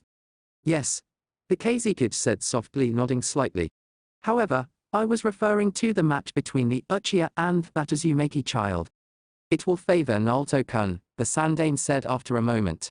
He did not display his full abilities after all, knowing that his main opponent could copy them. True, KZ kid said. However, he will be facing Uchiha. Sandaime said. Do not count Naruto-kun out just yet. He is quite resilient. I'm sure it will be a good match. I hope so. I am very interested in seeing Gaara face someone of either boy's level. I, as well, would like to see that. Yamanaka INO was having an argument with reality. She was, naturally losing, but it wasn't like she could just give up. After all, with her arm in a cast, she was almost promised a long period of inactivity. Ambidextrous or not, having only one arm was a liability. Cursing her fate and luck, she flopped back onto her cot and glared up at the ceiling. If she concentrated hard enough, she could hear the noise of the exams, which was what had woken her up in the first place. There had been an extremely loud explosion, and it hadn't been until she heard Naruto announced as the winner that she had understood where it had come from. Sighing, she listened absently to the distant noises of a battle between Shino and some other genin. He should win, INO mused silently in annoyance. She would have gone to cheer him on, but her mother was dead set against letting her out of the bed. Eyeing the door to her room and the still closed bathroom door, the blonde girl weighed her chances of escaping before her mother reappeared. Not good, since a moment later, her mother stepped out of the bathroom and walked back over to the chair next to her bed. Sighing, INO closed her eyes. I know you're upset, dear, her mother said softly. It's just that you shouldn't be out of bed just yet, you've just woken up. But, the medic said I could go watch the other matches, INO said, opening her eyes to glare at her mum. Yes. But I think you should rest, her mother said with a sweet smile. I'm a mother, and I'm entitled to worry over my baby. I'm not a baby, INO pouted before giving up. She had yet to win against her mum. Oh, I was thinking, and I know you don't like it, her mum said after a moment. But maybe you should work at the flower shop. We'll pay you. You could use the money to buy a new sword. INO winced at the memory of her lost sword snapping under the heel of her former crush. It was hard, INO mused silently, to continue liking someone when they humiliated you, insulted your family, and then shattered something that was part of you. Didn't mean she wasn't hurt, or that she didn't want to just curl up and cry, but she wasn't about to give that prick the satisfaction. Sighing, INO sat up and cradled her arm to her stomach, looking out the window near her bed, staring up at the slightly cloudy sky. Oh, you know that Naruto you were telling us about? He came in to check on you a while ago. INO blinked, startled out of her thoughts, turning back to her mum. He did. Yeah, promised to beat that Sasuke for you. INO scowled, then quietly got out of bed, slipping her shoes on. Honey, what do you think you're doing? Turning, INO arched an eyebrow at her mum. I'm going to watch Naruto-kun kick that Uchiha's ass. Then, leaving her mum sitting there, she marched across the room and out the door. Naruto was going to be fighting for her, had promised to win, and she would be there to see it. To cheer him on, just like he had for her. Yamanaka INO was nothing if not loyal. Yamanaka Inoichi downed his latest shot of sake, eyes flickering to the television to check on the status of the last match. If he was not mistaken, it looked as if that girl with the fan would manage a win. He just hoped it would be soon. The only match he cared about was the one between Sasuke and Naruto, and the sooner the second round started, the sooner he would know how much longer he had to wait. He wasn't alone, there were several others in the bar who were eager to see the match. After all, Sasuke had alienated a large portion of the village, and Naruto appeared to be the only one around to challenge him.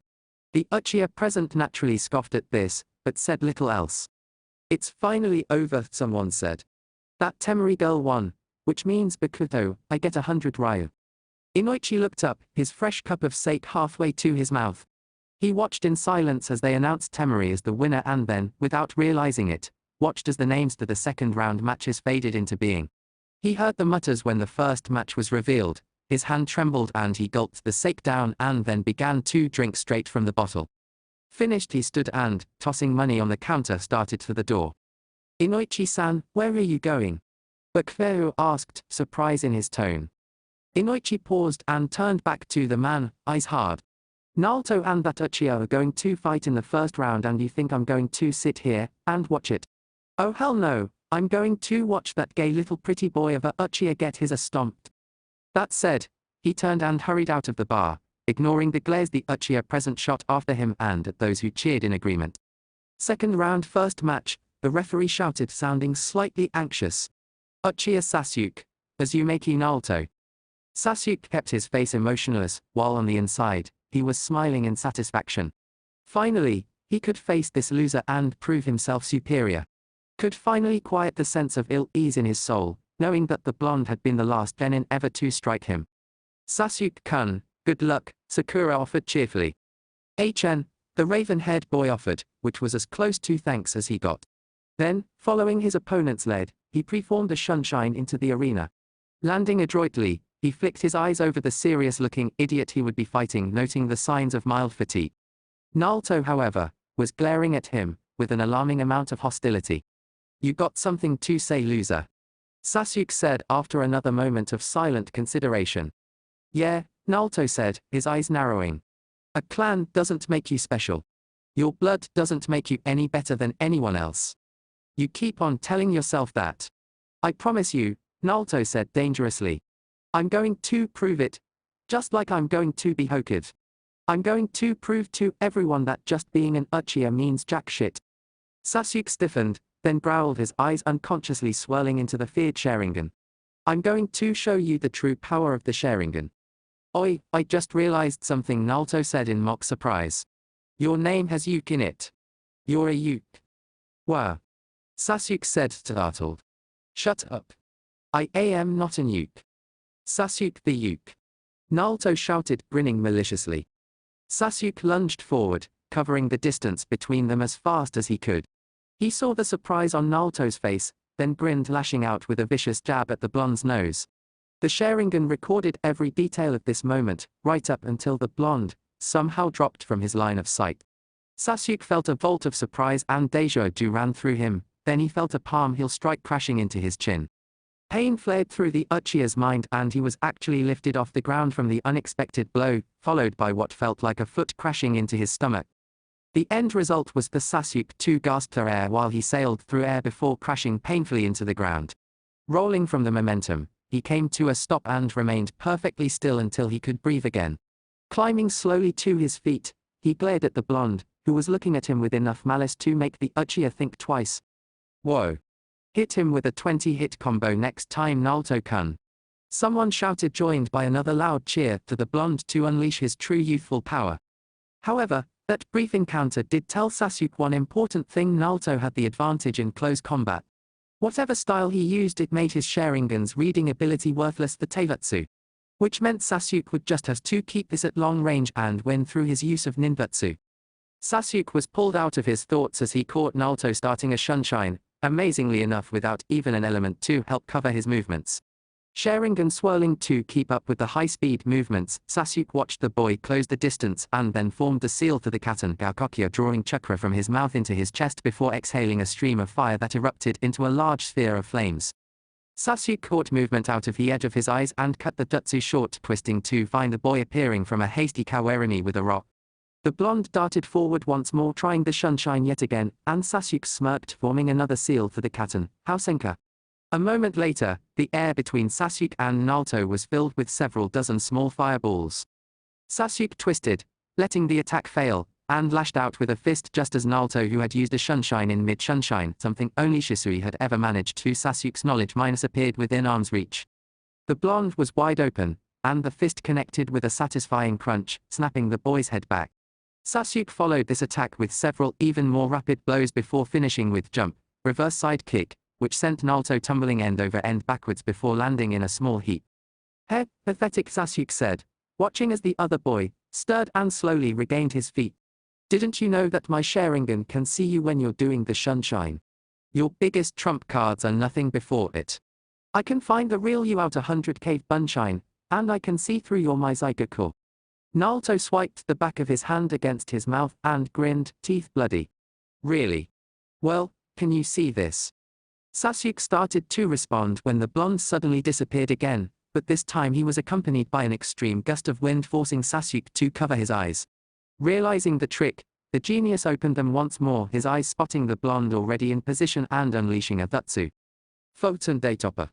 Sasuke felt his eyes widen a second before the gale force, wind slammed into him and sent him hurtling through the air, before crashing into the wall in a cloud of smoke. He struggled to move against the blast of wind, but found himself effectively pinned in place until the jutsu died, and he was allowed to topple forward. Groaning, Sasuke slowly staggered to his feet, his joints sore and tasting something coppery in his mouth. Spitting, he swore, seeing blood splatter the ground. Looking up, he found the field empty, then feeling an attack from behind, turned just in time to find the blonde crouched behind him, his fingers in the tiger seal. Hidden Leaf, Ancient Teivatsu, Supreme Attack, 1,000 Years of Pain. A grinning Naruto shouted a second before jabbing his fingers forward. "Gaara!" Sasuke shouted as he was launched into the air, clutching at his ass. Landing with a thump in a cloud of dust, Sasuke felt his cheeks burning in shame, made worse by the fact that so many people were laughing at him. Climbing to his feet angrily, he spun, sending Naruto a glare that was just short of actually killing. Naruto's grin disappeared as he met that glare, with just as much murderous feeling. It was time to show why the Uchiha were considered the strongest. It was time to use a jutsu that he had seen Itaki practicing lately. Clutching his wrist, he began to concentrate, his hand stinging and then burning, but he could feel the chakra rushing to his hand. Soon enough, he has the Kidari, and this match would be over. Before he could move, the ground began to shake and tremble, causing Sasuke to stumble and break his concentration. The Kidari forgotten, for a moment Sasuke thought that whatever was happening was because of some jutsu that Naruto was doing, but when he looked up at the blonde, he was also looking around in confusion. "What's happening?" Naruto asked as everyone seemed to hold their breath. "An explosion," Sasuke murmured in surprise. A deep, but hollow rumble swept its way into the hall, and suddenly people were shouting amid more explosions. Sasuke ignored that and instead focused his eyes on the billowing columns of smoke that were rising into the sky, where what appeared to be Unbu were fighting among themselves. Then he was pulled back to the arena, as he heard Naruto shout something, and he found that the entire area was swept into a wave of violence as ninja fought ninja. Over it all, aware that Naruto was using sunshine to rush headlong into the competitor's balcony, Sasuke heard two words. Unity. Gaara. Chapter 20. The moment. Uzumaki Naruto was moving out of instinct. One moment he had been in the arena and the next he was performing a sunshine to the balcony. Reaching the railing a split second later, his eyes adjusted to the sudden change in the world. He had a moment to see the sheer chaos of swirling sand and a screaming red head, before he was swept back into the arena by a whip of sand. Wincing from the pain, he forced his way through his surprise, performing a somersault to land on his feet. The sound of an explosion followed this, and he grunted, springing upward with a burst of chakra. Grasping the railing, he yanked himself up and over, landing in a half-crouch, weapon in hand. Instincts honed from training with Anko and his combat experience focused immediately on several key things. Sand covered everything, including a mangled corpse. There was a massive hole in the back of the small balcony leading into the village, and most of the examiners were either sprawled on the ground unconscious or absent. Spotting INO, Naruto rushed to her side, other concerns forgotten beneath the need to make sure she was okay. "Shit!" Naruto muttered, frantically checked for a pulse a half-second before he felt someone moving behind him and twisted, kunai poised to strike. "Whoa," the girl said, lifting her hands in a stalling gesture, a small trickle of blood trailing along her face. Naruto flicked his eyes from hers to her forehead, then relaxed. "Right. Panda girl. Panda girl. Yeah, course you know. You look like a panda with those buns," Naruto said, before shifting his attention the white-eyed boy who was approaching from behind, supporting a battered-looking Lee. Tenten Lee minus. What happened to fuzzy eyebrows? The same as occurred with Yamanaka, the white-eyed boy said blandly as he eased the green-clad boy into Tenton's care. Gaara, the sand ninja, was caught in an attack from behind. He lashed out in a blind rage, brutally killing one of the attackers, and then crippled one of his teammates when they got in his way. Neji, I think he's going to be okay, Tenten said, looking up from her careful inspection of Lee's face. Or at least as okay as he ever is. Naruto, however, tuned them out, turning back to INO to check on her. His medical knowledge was embarrassingly simple. He could feel a heartbeat, could tell she wasn't coughing up blood and that she was breathing. The others seemed to just be unconscious, Shino said, and Naruto looked around to find the boy unsteadily regaining his feet using the wall. How is she? Okay, Naruto said softly before climbing back to his feet. I think. Oh no, I'm not a medic or nothing. Here, let me look, Tenten offered, and Naruto stumbled away as the older girl elbowed him aside. After a moment he sighed, looking back up at them. She's fine. She took a nasty bump to the head, and I think her arm might have been hurt again. I suggest we gather all those unconscious and carry them to the infirmary, since that is our most pressing problem at the moment. Yosh, he is correctly said, struggling to his feet unsteadily. Naruto opened his mouth to object, to point out that they had a whole arena full of people going crazy. Now that he had found out INO and his friends were okay, hurt, but alive, minus his every instinct was screaming to him to enter the fight. He knew Anko would be out there and she would be having fun, and Naruto wanted to be doing the same thing. Actually, we has bigger problems than you think, Anko's familiar voice said, as she appeared as if by magic in the balcony, followed by an Unbu whom she promptly killed with a kunai to the eye. Much bigger problems. Anko. Naruto said, startled, even as the others save for Neji and Shino minus produced weapons. Anko, however, ignored him for the moment, scanning the field silently before looking back at them. What the hell is happening? Nothing you need to know about, Anko said blandly, twirling her kunai absently. All you need to do right now is go after that Gaara prick. Ho. Look, Anko said, sighing as she fixed them all with a stare. We can handle the Unbu and whatever else is going on right now. Except for Gaara, and trust me, from what Kakashi and the Hokage have told me, he's the bigger threat. Why? Naruto asked, feeling a cold chill race up his spine. He had never heard that tone of voice from Anko, anxious and afraid. He's got a lot of power, Anko answered, fixing him with an intense stare. A lot of power. And, when he loses control, it's not pretty. From what I've heard, the KZ kid can't even control him when he gets to that point, and now he's loose in our village, while all of our forces are trying to handle this problem. So it is up to us to track him down and subdue him, Neji summarized before glancing at Shino then Lee. However, I do not believe that all of us are fit for this pursuit. Score 1 for the Hyuga, Anko muttered. Naruto, take Buns and Whitey thereafter Gaara. Okay.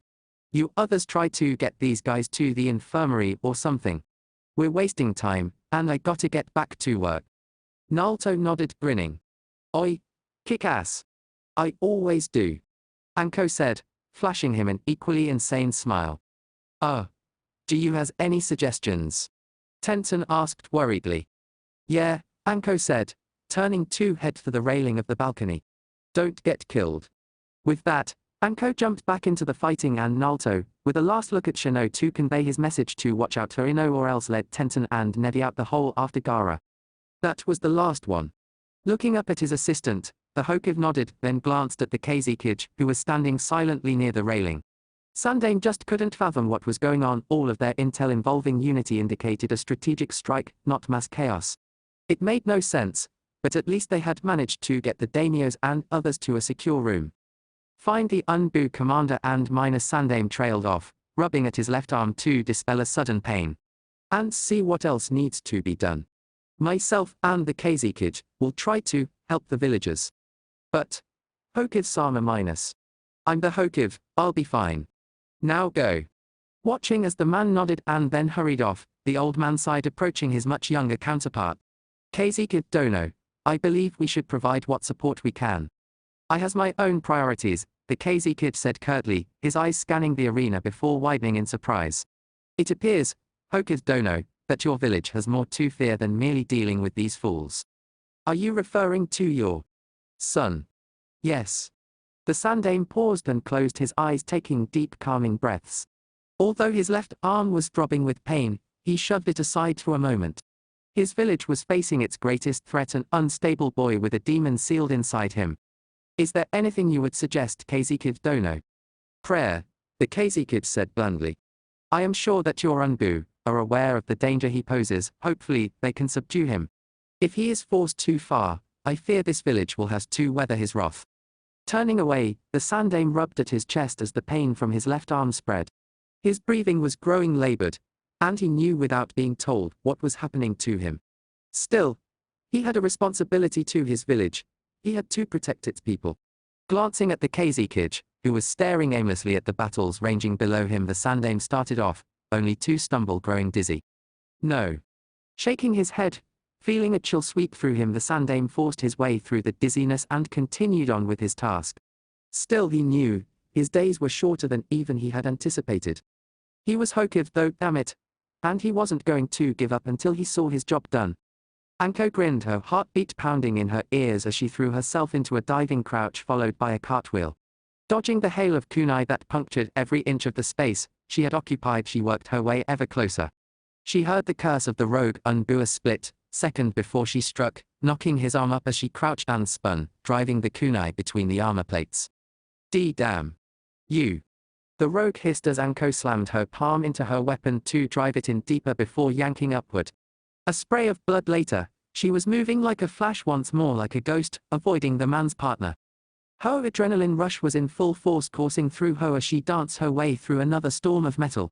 Spinning into a coil, she launched herself into the air, dodging even more weapons. They came dangerously close to piercing her. She could feel the wind from the blades minus, but she managed to avoid that fate. Coming down, she drove her foot into the man's mask, cracking it, then with a pivot she pushed off at an angle, slamming a front kick into yet another rogue Unbu. He hit the arena wall, then stumbled forward once more, and Anko calmly drove her kunai into the hollow of his throat. It was her precision as an assassin making her movements smooth and silent. Grinning, she looked around, eyes flashing in excitement as she tried desperately to find something else to attack. She was back in her element, and she wanted to hold on to the moment for as long as she could. Spotting a familiar tuft of white hair a short distance away, about to be caught in a pincer movement, Anko shot her hand forward. Seniathashi. A second later, she grimaced as snakes erupted from her sleeve and hurtled across the space to entwine the ambusher. Yanking her arm, she thurked the man off his feet, then twirling her arm and the man overhead, she sent him crashing into another group of rogue Unbu. Grinning in satisfaction, Anko joined Kakashi as he finished his other opponent. I didn't know today was my birthday. Wow. The masked Unbu commander managed, deflecting a stray kunai. Well, all this. I thought I'd have to get my volleys just watching Naruto kick that Sasuke's ass. Anko chortled, deflecting yet another stray weapon. You never change, a new voice said, shortly before the owner appeared with the fall of a rogue who had been approaching from behind. Ibikai.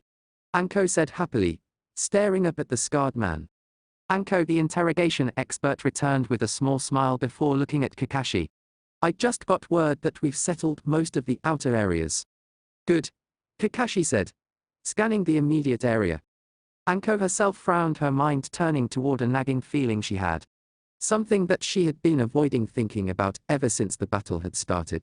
Something that was only growing in strength as she watched the skirmish between Unity and the Unbu. Why the hell are they doing this? Because they want one ruler, Ibikai said sarcastically. No, Kakashi said, glancing at the man. I believe Anko was referring to why they are attack en masse. After all, the modus operandi has been small-scale assassinations, playing things close to the cuff. Now they've gone public. And they're utterly ignoring the fire daimyo. Yeah, Anko said, shaking her head as she tried to think about what they were attempting to gain. She could see nothing, and then, remembering that she had sent Naruto after Gaara, she felt a knot of concern settle in her stomach. You better send a few people after Naruto. Why? Kakashi asked, glancing at her. Gaara, Ibikai said simply, glancing between the two. He was attacked and went after his attacker into the village. When I arrived, most of the examinees were out cold. So you sent Naruto after him, Kakashi summarized, almost blandly. Did you send anyone else? Yeah, the Hyuga and that girl with all the weapons. Well, that would be a solid team, Ibikai said with a smirk. A boy capable of holding his own against Orochimaru for a few minutes, a genius that can track, and a weapons expert. True, Kakashi admitted before sighing. Well, jail still need help, Anko said with a scowl. I wouldn't worry. Sasuke is on his way to Itaki to deliver a message to find Gaara. Kakashi explained, his eye curving upward happily. Best case, Sasuke dies after delivering the message, and Itaki arrives so they get the backup needed. Worst case, that lil jutsu thief gets killed before he delivers the message, forcing Naruto and his team to handle it alone. Or Anko teased. Is the copycat Kakashi upset that someone stole his special jutsu? No, Ibukai said, chuckling. Surely not the great copycat Kakashi, who's copied over 1,000 moves. Sometimes I wish the QB had just eaten you too, Kakashi said blandly. Being eaten isn't so bad, Anko quipped with a teasing grin on her face, amused by both men's blushes. I find it rather enjoyable myself. With that she darted back out into the fray, shudging her amusement to the back of her mind as she killed a distracted rogue in passing. Among the cacophony of clashing weapons and jutsu, Anko darted and weaved. In the space between heartbeats she danced, bringing death and destruction in her wake, grinning a maniacal grin that only Naruto and Orochimaru had ever seen. Her jacket was shredded, her fish netting ripped in places, and still she lost herself in the sheer joy of the slaughter. Yet, despite her business with bringing as much death as she could to her enemies, she kept checking the link between her and Naruto. Because she knew Gaara was not the only thing they had to be wary of. What Naruto had inside him was potentially more dangerous. More importantly, however, she kept checking to make sure the closest thing she had to a brother was still alive. That was the 15th body, Naruto thought darkly as he followed Neji away from the rooftop. They had been at this for nearly an hour, trying desperately to catch up with Gaara, especially after they had discovered the first body. You would think it'd be enough to kill your attacker, but no, the boy was leaving a trail of corpses behind him, each more gruesome than the last. To make matters worse, Naruto could still see skirmishes going on as they raced after Gaara. True, it wasn't like earlier, a near riot, but still. Naruto had to keep beating down his urge to deviate from his path and help, settling instead on the occasional cave sunshine. Still, he wondered how he got himself talked into this. He remembered, of course, Anko telling him to go after the redhead, but he was seriously beginning to think this was a waste of his skills. After all, there was fighting going on all around him, and he was stuck chasing a ninja. Naruto, for all of his skill, brilliance and roguish good looks, did not have the patience to deal with an invisible enemy. Turning his gaze away from yet another brawl between Konoha nins, the blonde forced his mind onto another topic. Mainly Sakura, how she could have still cheered Sasuke, and how he had finally accepted what Anko had told him so many months ago. Naruto had never really known her. He knew she could be bossy and a tad violent, but he had always believed she would at least be able to see past a crush for the important stuff. Instead, she was still blindly devoted to that prick of an Uchiha, and INO was still hurt, and Naruto wanted to make something bleed. Still, he couldn't help but realize something very strange about how things were going. That Yuke had Sakura, and Ghosty, the boy currently acting as a tracker, had Panda Girl. At the rate things were going, Naruto would end up with either the psychotic bitch, or I-. Something's been bothering me, Tenten said, her tone anxious, utterly unaware that she had just derailed Naruto's thoughts. Oi, what about? The loud ninja asked, shudging his thoughts and annoyance to the back of his mind. We know our specialities, weapons, and tracking, but not yours. What, exactly, do you specialize in? Ho. Why do you need to know? Because the more we know, the better our strategy. Neji said, attention never wavering from straight ahead. Naruto blinked, then stared at her curiously before shrugging. He had never stopped to think about what exactly he specialized in. Not Taijutsu.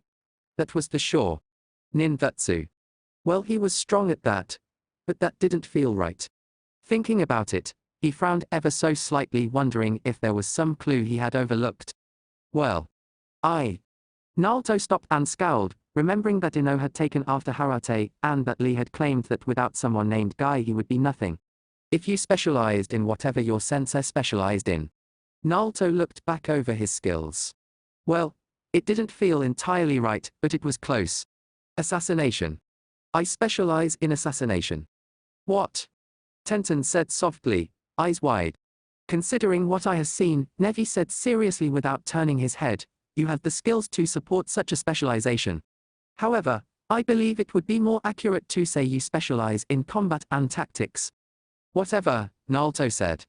He hadn't spent a lot of time around the white-eyed boy, but Neji irritated him. He always spoke, as if he knew everything. He couldn't imagine how this prick and Hinata from the academy could be related. Still, at least he wasn't as big a dick as Sasuke. So, Naruto-kun Tenten said, taking over the conversation once more. Who exactly was your sensei? Plus, I've never heard of a family or clan with your name. Naruto almost told her that it wasn't his real family name, that he was really an Namikaze, but that wasn't right. Whatever he felt to his dad, the man had erased that name for several good reasons. I'm an orphan. Oh. Tenten mumbled, looking away slightly. Well, what about your sensei? I mean, I know that the Uchiha and his team had Yui Kurenai, and we've got Mato Guy. I would hazard Gekko Harate, Neji said blandly, judging by how the Yamanaka girl handled her sword. Well, when I was transferred to the team to this exam he was. But then my sensei took over for some reason. Naruto offered, shrugging. I might have asked why, but you met her just now minus. Anko is your sensei. Neji said, his tone turning cold, then at Naruto's nod it became glacial. Mitarashi Anko, student of the Sun in Orochimaru. That's Anko. Yeah, Naruto said, blinking. You got a problem with her. She and her sensei killed several of my clan while developing their taijutsu style, Neji grated out harshly. What the hell do you know about it? Naruto said angrily, his mind replaying everything Anko had said to him a few months ago. Pampered little bastard. Don't talk to Neji-kun like that. Tenten said angrily. He is a member of the Hyuga, the strongest clan there is, and he has every right minus. Not another my clan is the strongest bastard.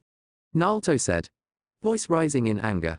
Plus, like she's sorry for all that shit.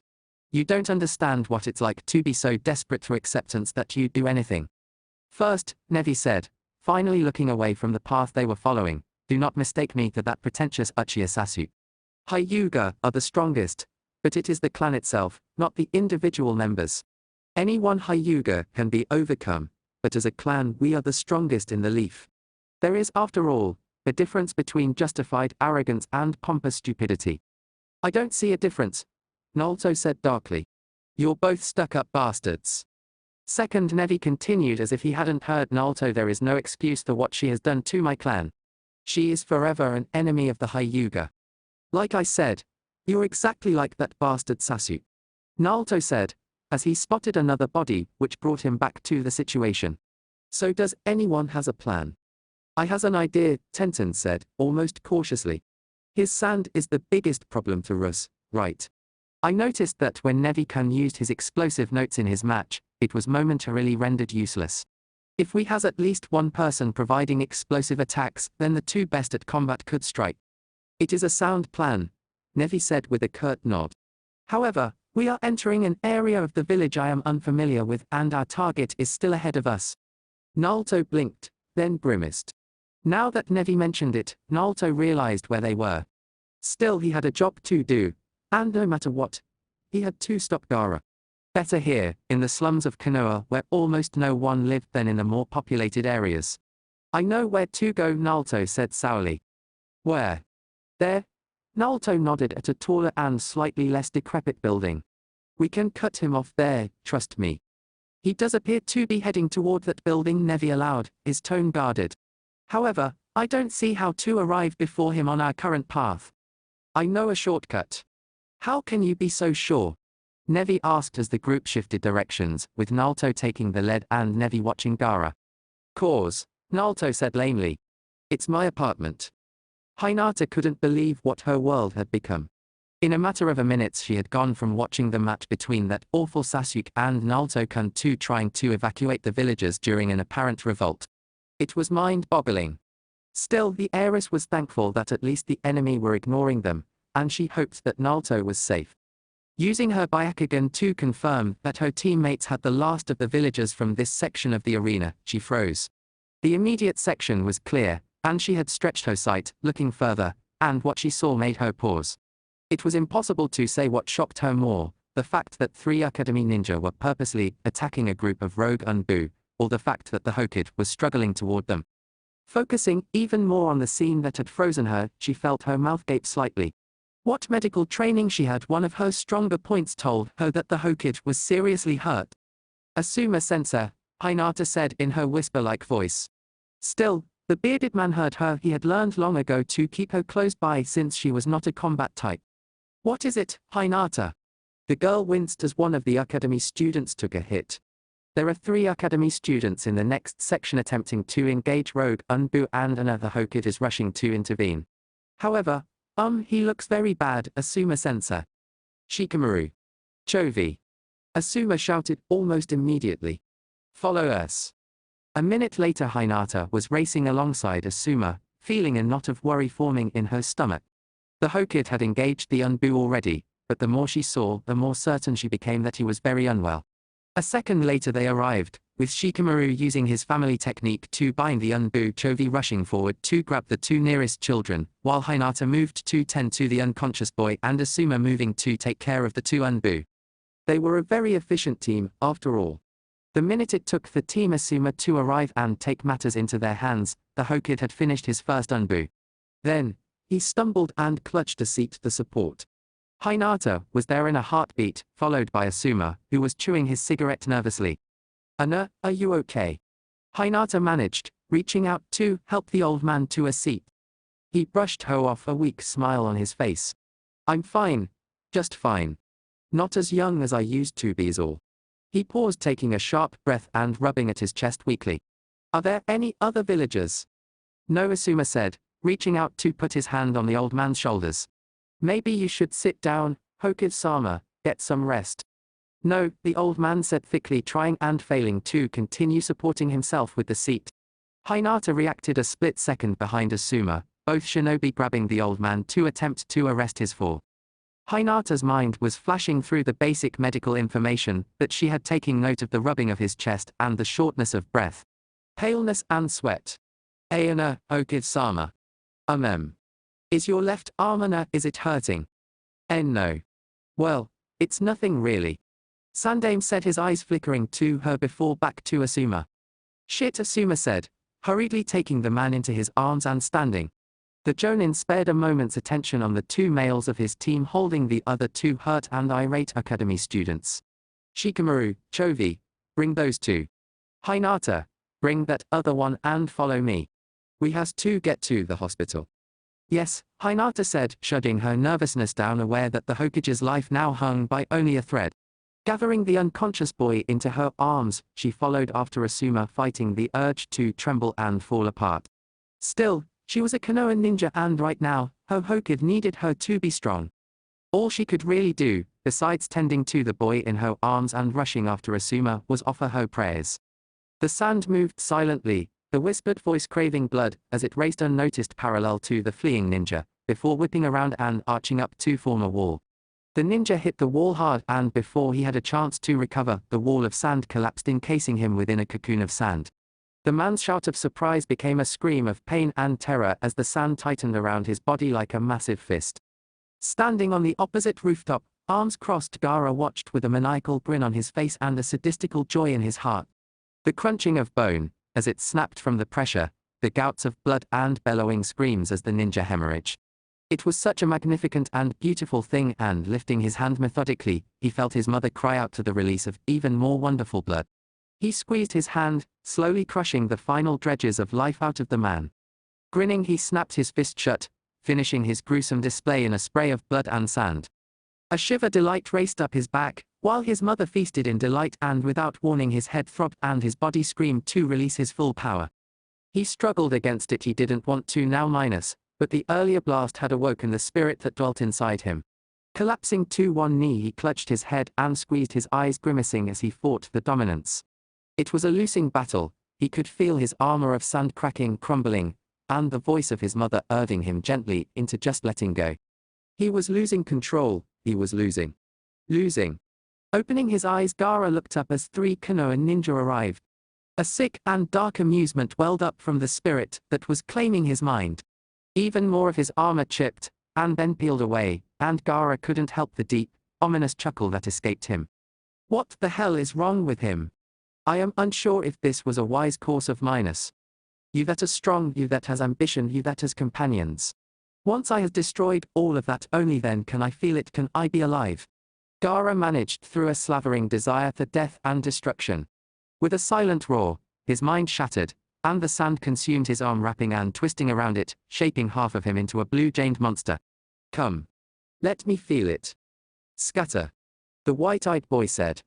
A split second later, as Gaara lunged, his deformed hand whistled through the air, to destroy a part of the roof and capture the brown-haired female. Gaara paused, drooling with anticipation as he gazed around in a mad delirium. Are you afraid of me? Afraid of my existence? Like hell. One of his toys shouted before the female in Gaara's grasp exploded. Via Chach. Gaara screamed, his monstrous arm torn apart from the blast until a dark humor welled up from inside him, and he began laughing while his arm began to reform. I see. So that was it. What the hell? Another brown-haired female said, freezing in surprise. Gaara homed in on it immediately and his arm shot forward, extending as it went, absorbing the weapons it encountered. A moment later, he felt the heavy chunk of meat as his sand impacted against her. Roaring, he squeezed, earning a scream of pain. I want more. Gaara screamed at the sky and the gods themselves. He was rewarded as a several rapid chakra minus enhanced palm heals struck him, followed by kicks, a leg sweep and an explosive note attached to his arm to free the girl. Reeling, Gaara stumbled from the blows and explosion before falling through a weakened section of the roof. Even as he fell, Gaara began to tremble in anticipation of seeing even more blood. Naruto couldn't help but wince as he watched Neji tear into the deformed Gaara. Those blows had to has hurt, monster or not. The look on Neji's face alone had been enough to convince Naruto never to hurt Panda Girl. Still, he was a ninja and for the moment these were his teammates, so at the last minute, realizing that Gaara would pull Tenten down with him through the roof, Naruto had darted forward, and used one of his few exploding notes to blast the sand arm and free her. No sooner had he caught her and landed than Neji was there and already taking over. Moving away, being the hole where Gaara had fallen, Naruto waited. Azumaki-san, Neji said after a moment studying the prone girl's body, Tenten needs medical attention immediately. I don't think we can minus Naruto began, turning to look at the boy, and then paused. Admittedly, emotions were not easy to read to him, especially in this Neji guy, but Naruto could see something. Naruto knew it was different from what the boy normally displayed.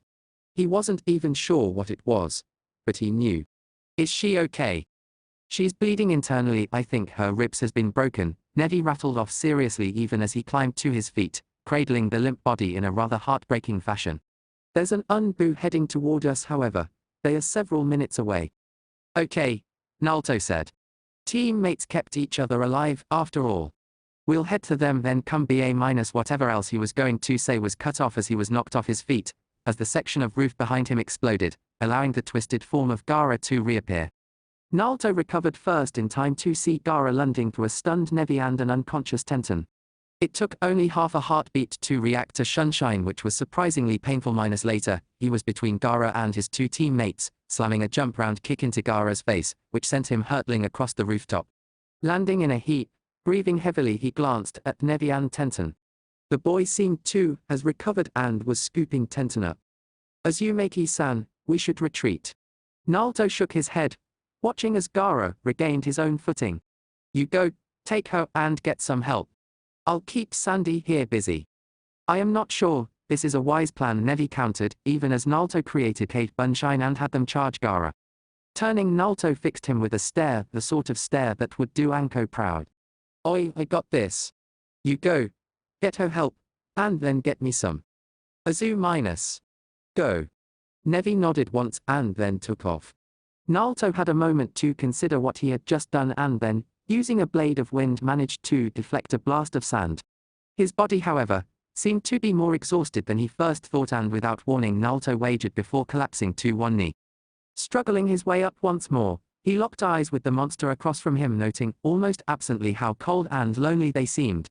What's the matter? Aren't you going to run away too? The deformed ninja across from him taunted, saliva trailing from his mouth. I don't run away. You're protecting them, Gaara said, his features contorting slightly. Why? What do they mean to you?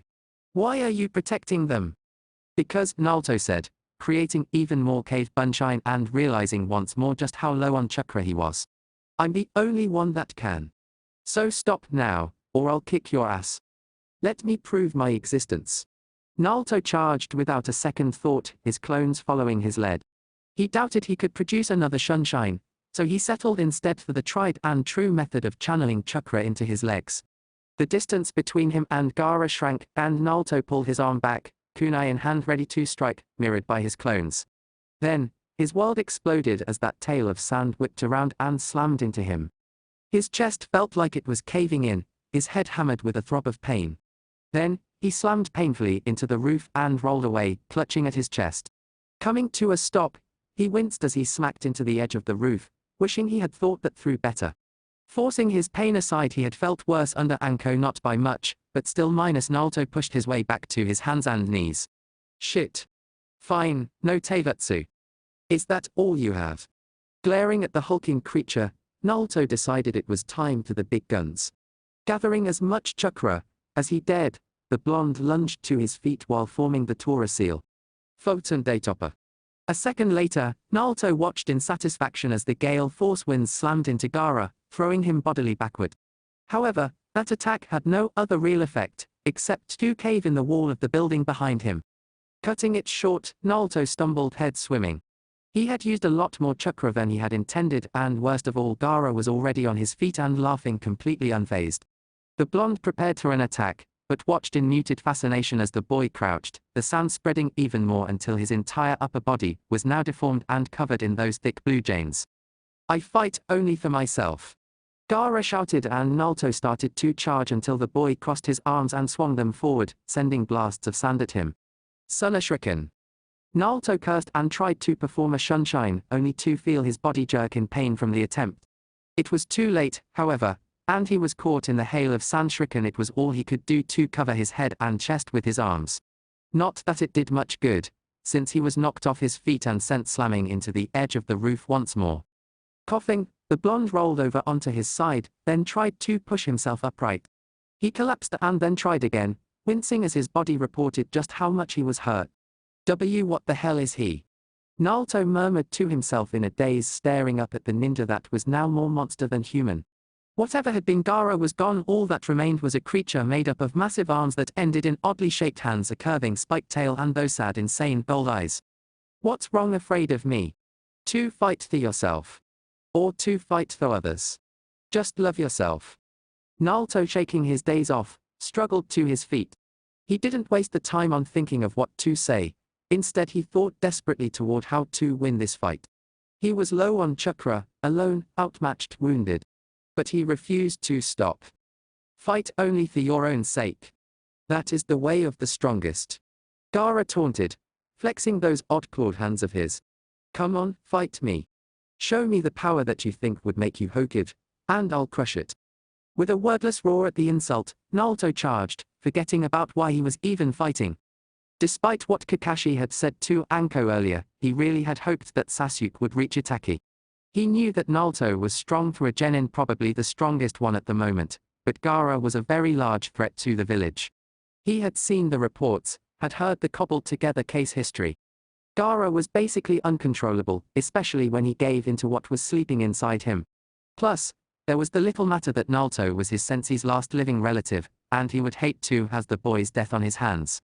So, when Kakashi received word that Sasuke had turned up on the other side of the village without having ever made contact with Itachi, the commander was understandably pissed. To make matters worse, despite having for the most part settled the fighting outside arena, he couldn't spare any Unbu. So, when he received a garbled report from an Unbu, who had just returned from a long-range patrol, he had felt a moment of joy.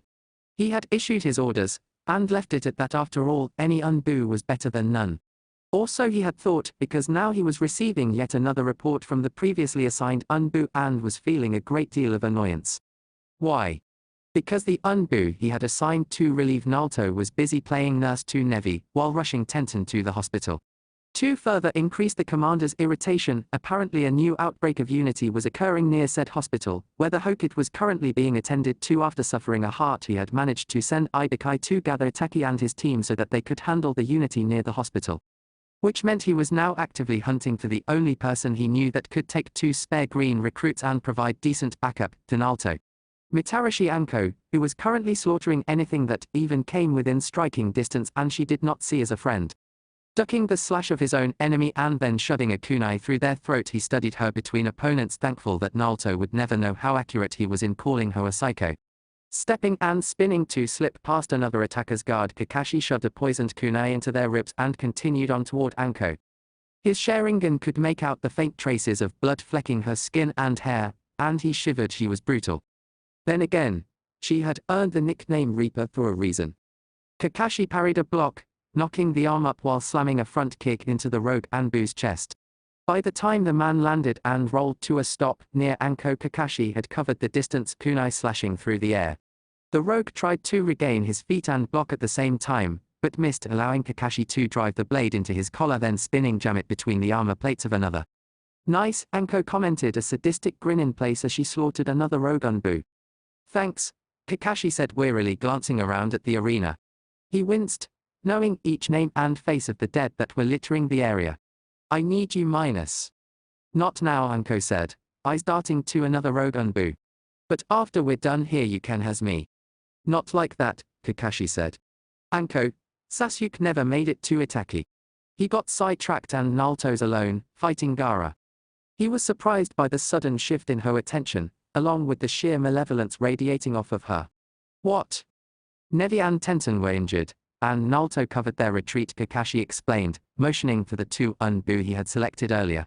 I don't has anyone to spare, most of us has to stay here, and the military police are straining to keep the villagers under control and unity pockets from spreading. I sent Itaki and Ibikai to the hospital, because unity was in the area, and the Hokages there in critical condition minus. You talk too much, Kakashi, Anko snapped. I'm going to help Naruto. Then, as if he had no say in the matter, she took off, killing anything that got in her way. Her backup was several steps behind her, muttering that this was a very bad idea. Great, Kakashi muttered, moving back into the fighting. I must be getting old. I just sent the Reaper to help a boy that managed to hold off one of the Sannin. Gaara's going to be slaughtered. Killing a random rogue, he sighed. I'm going to be blamed for the death of Akage's son. Ducking, he killed yet another unity member. Kami, if Anko wasn't great in bed and a new Ika was due out in another month, I'd has nothing to live for. Why? Gaara inhaled deeply, his monstrous chest expanding before he belched forth an overwhelming gust of wind to turn back the pathetic attack. The cave Bunshine, who had all been attempting to use the K's no Yaba, were decimated by the combined power, and the real Naruto suffered the brunt of the remaining force. It should have been over. The blonde should have been begging or trying to flee. Instead, he was struggling to stand again, blood dripping from his mouth. Why? Gaara hurled another blast of Sanshuriken, knocking the boy down once more. Naruto started to rise, shaking his head as he reached his knees before collapsing. Still he tried to stand yet again. Wouldn't. Gaara lashed out with one of his massive hands, slamming the boy into the roof, and then pressing down. He was rewarded with a scream, but when released, the blonde tried to rise once more. Gaara roared and launched himself through the air, but his prey dodged to the left and hit him in the face with a blade of wind. Reeling from surprise, Gaara lashed out, satisfied to hear a crack as some bone was broken. Turning, he glared at the figure, who was struggling upright. Stay.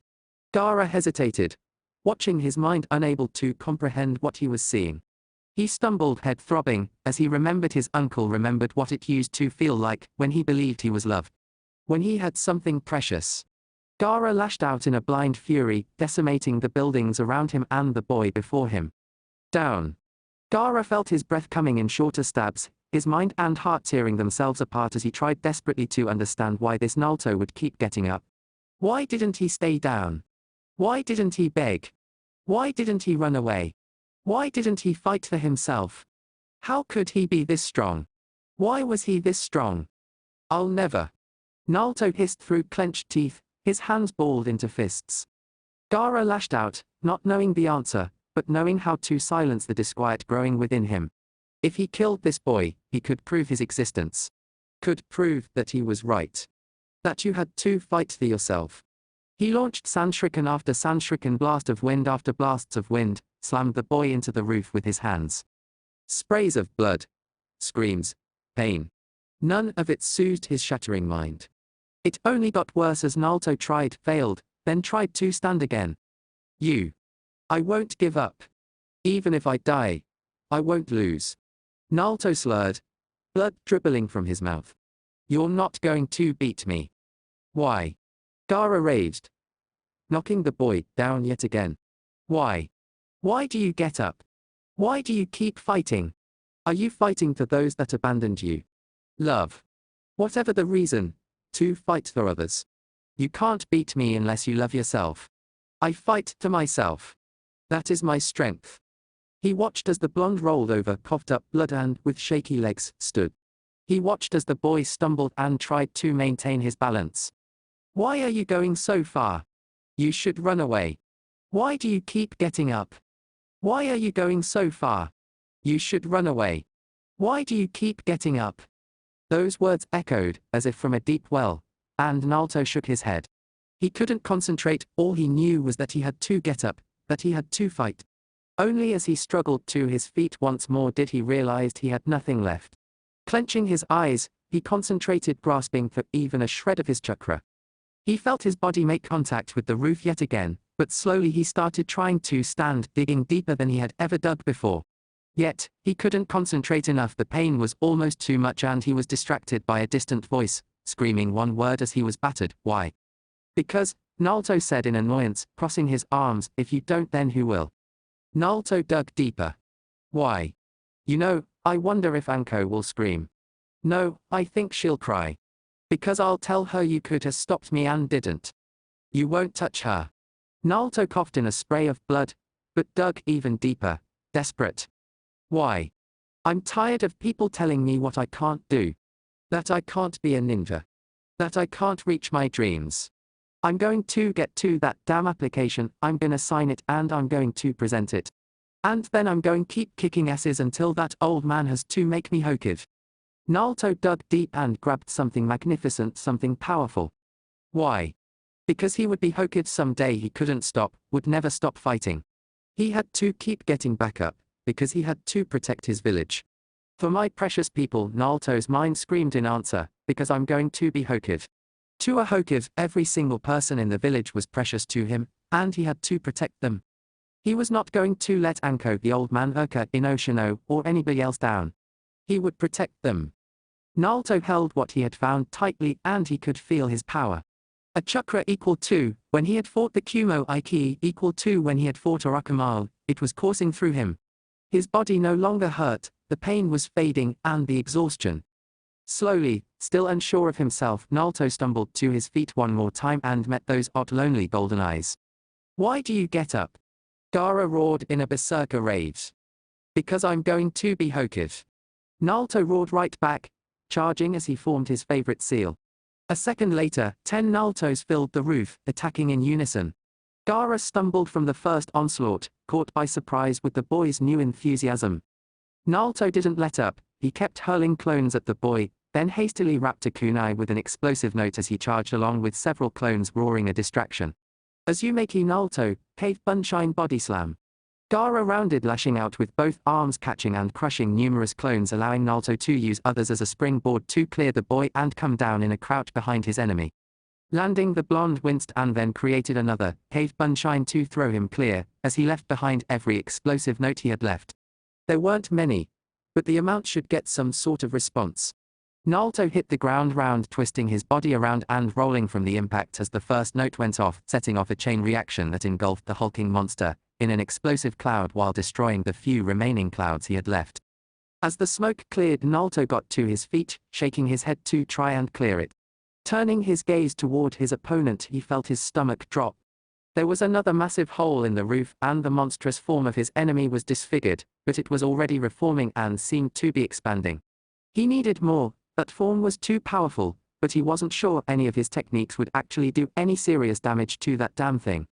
So the solution would be, Naruto realized with surprise, healing Gaara out of it, and if a single technique wouldn't do the job then, lifting his fingers, Naruto created a dozen Cave Bunshine. Without a word they charged the stunned enemy and took up the Tora seal.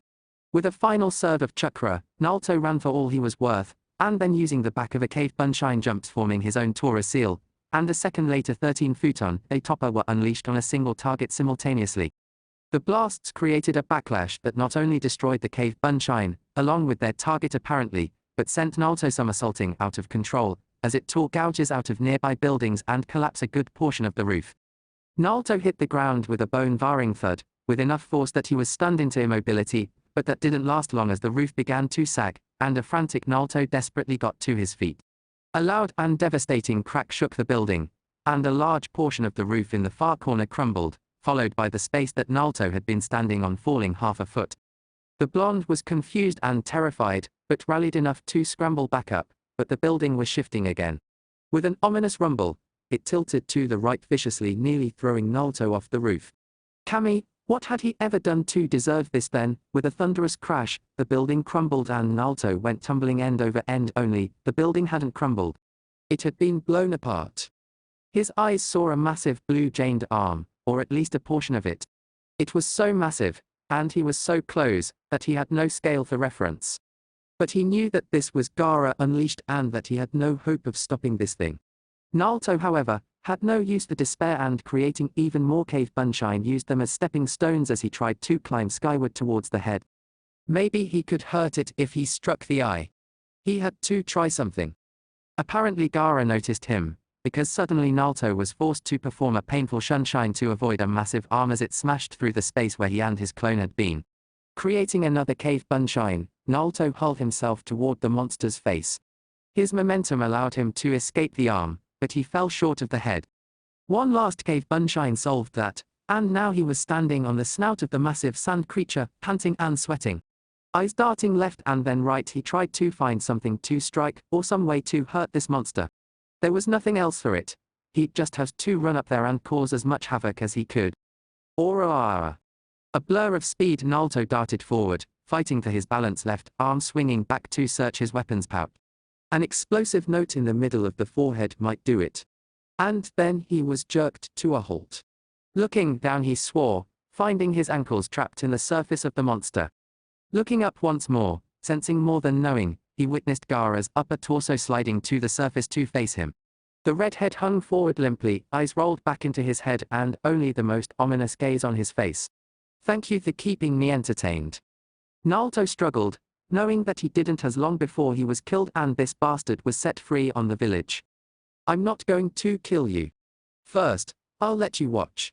I'll destroy your existence here, and then I'll kill you. Gaara intoned, his voice a mockery of humanity. My existence will continue. Naruto knew the futility of it. The kami had never answered his prayers before minus, but this was not just for him. This was for his village, his precious people. Clasping hands together, he concentrated every erg of himself into this, prayed to the chakra he needed to be there, and then looked inside himself. He found it. It was dark and tainted, but it was there beneath his own chakra, flickering and waiting for him, and Naruto took it. He felt his skin burn, he felt the sand release him from the sudden burst of chakra. Without hesitation, he started forming seals that he had never formed, had never thought he could use. He only had one shot at this. With a sudden movement, he was off a shunshine so fast that even a Sharingan would be unable to follow a burst of power strong enough to shatter the remaining windows in the ruins. One shot, that was all he had. Naruto knew it instinctively, the way others knew how to breathe. This was his only chance to use the seal that perverted Save had taught him. Yah! Naruto shouted, thrusting the activated Gogyu Fuin towards the surprised boy's stomach. The sand, which had been surprised into inactivity, burst forth, grasping his ankles desperately with bands and another bund around his waist. For one horrible moment, Naruto thought he had failed, that he had been too late. Then, there was a small flash of light as his outstretched, blue and red glowing fingers connected with Gaara's stomach. Those insane eyes stared at him in disbelief, then looked around as if unable to believe what was happening. It took Naruto a moment to realize the truth, but the monstrous form that Gaara had created out of the sand was crumbling. Cracks were spreading like wildfire, and then, suddenly it was gone. All that existed was air, loose sand, and two boys falling to the ground. Naruto hit the ground like a ton of bricks. It felt as if every bone in his body had been broken. He could hear people moving in, but he knew he couldn't stop yet. He had to make sure Gaara was down, that he couldn't hurt anyone else.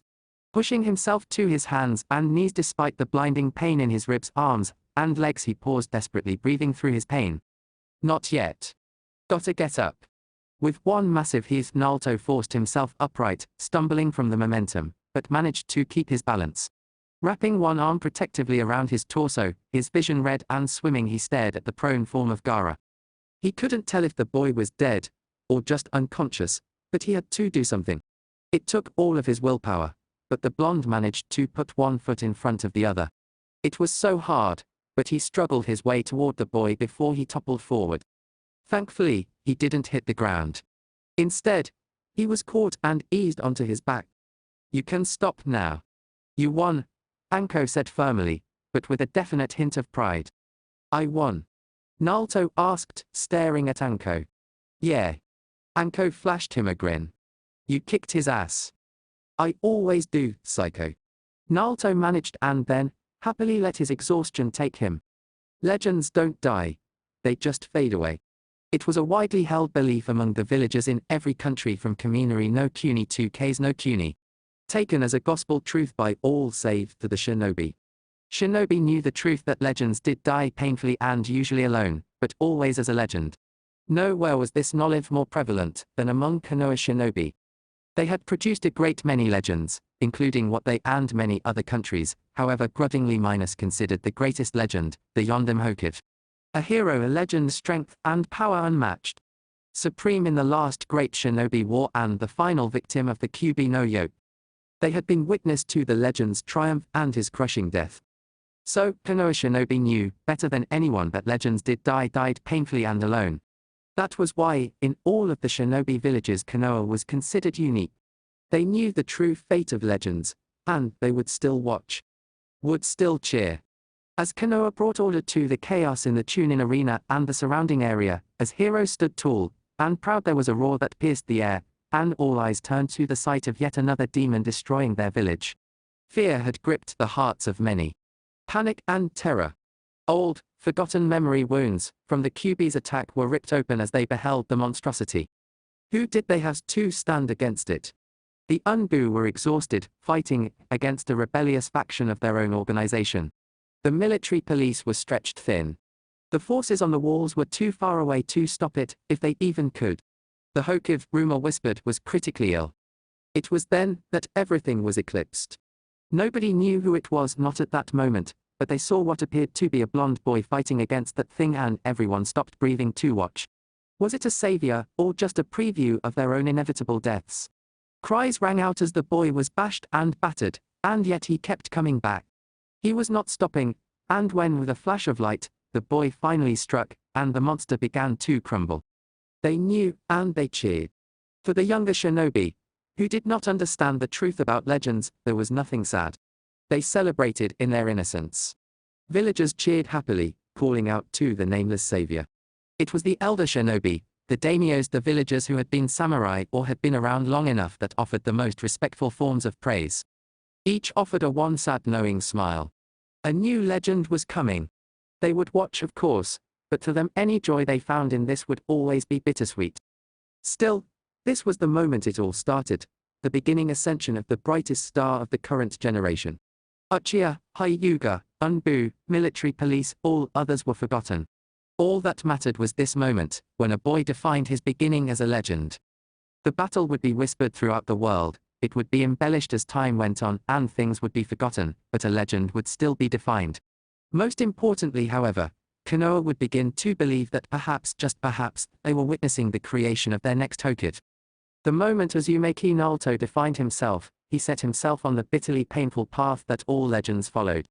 Chapter 21. Kyuubi no Yoko revealed. Naruto returned to the land of the living with a small groan of pain. His entire body felt like it was raw meat. Eyes opening to thin slits, he stared up at the ceiling, wondering briefly where the hell he was. He couldn't even remember anything before waking up. His last memory was about hitting that bastard Sasuke. And then it all came rushing back. Unity attacking that Gaara, fighting and fighting, desperately trying to save the village. Then, suddenly, he sat bolt upright despite his body's protests.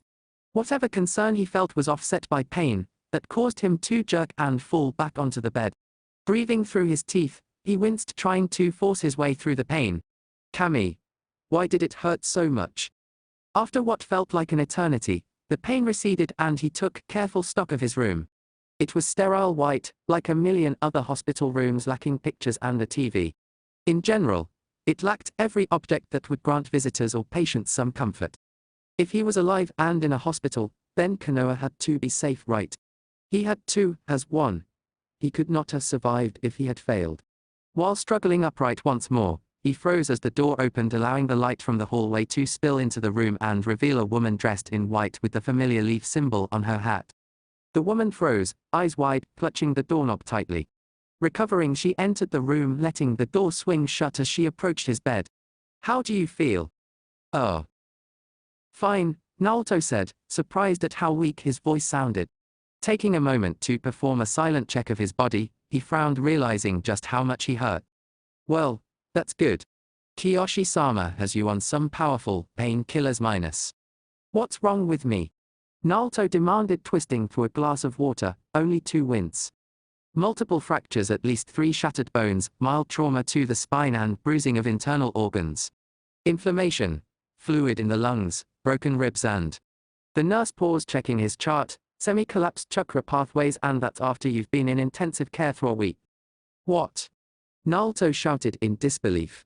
"The good news is," the nurse continued, setting the chart aside as she moved around his bed, "Kiyoshi-sama said that you would heal faster once your pathways recovered and your bloodline kicked in." "But I can't just minus," Naruto started to protest, until the nurse cut him off. "Please stay still while I check you over," she said, forming unfamiliar seals that caused her hands to begin to glow softly with chakra. Naruto felt a warmth spread through him as those glowing hands passed over him, the chakra remaining a constant blue. "Well, your pathways are back to normal, it seems," minus the nurse paused, her eyes widening slightly before she allowed the jutsu to fade. She stared at his arm for a moment, and then glanced at his face in surprise. You're revenerating." "Oh," Naruto muttered with a snort. "So, can I go?" "No," the nurse said curtly, despite her surprise. "You've suffered severe trauma to your body, you need to give yourself time to recover. Even if you regenerate everything now, you have to give your body a chance to rest. Straining it could hurt you even more severely." Naruto sighed, flopping his head against the pillow. Great, he was trapped here for a while, or at least until the nurse left him alone. Naruto did not like it here. It was too much like being cornered, and his survival instincts told him that was a bad thing. Shaking it off while watching her scribble on his chart, he sighed, wondering about his friends and Anko. Do you know if INO or Anko or anyone got hurt?" "Don't worry about that," the nurse said seriously, reaching out to pat his shoulder as she checked a machine. "You've done more than enough for us. Let others worry about the village and wounded to now." "But minus." "No buts." "What the hell does that mean?" Naruto shouted, blinking rapidly. He was about to force the nurse to tell him what he wanted to know when the door opened and one large, wildly dressed old man entered with a yellow frog riding his shoulder. Naruto jerked slightly, as did the nurse, then the future Hokage grinned slightly, realizing who it was. "It means," Freya said, crossing to the foot of the bed, while giving the nurse a charming smile, "that Kakashi doesn't want you concentrating on anything else other than recovering." "But minus." "Anko's fine," Freya said abruptly, ignoring the nurse's glare. "Actually, the heaviest casualties were in Unbu and the military police." "Excuse me," the nurse said, "but Kakashi-sama has issued strict orders not to reveal minus." "I know," Freya said with a shrug. "But he deserves to know this stuff. He did save the village, after all." Naruto blinked, and then wondered what that was about. The nurse didn't seem happy, but she did finish quietly before walking out of the room. Reaching up to scratch the back of his head, Naruto turned his attention back to the man and the chubby yellow toad perched on his shoulder. "Oi! What's that frog minus?" "He's a toad," Freya corrected absently as he sat down in a chair near the bed. "His name is Gumatatsu." "Higher," the toad said happily, jumping toward the bed and smacking the side. A second later, he managed to struggle his way up to the boy's lap. "Got sweets?" Naruto blinked, and then looked at Freya, who looked annoyed. Looking back at the yellow toad, the ninja wondered what in the hell was going on.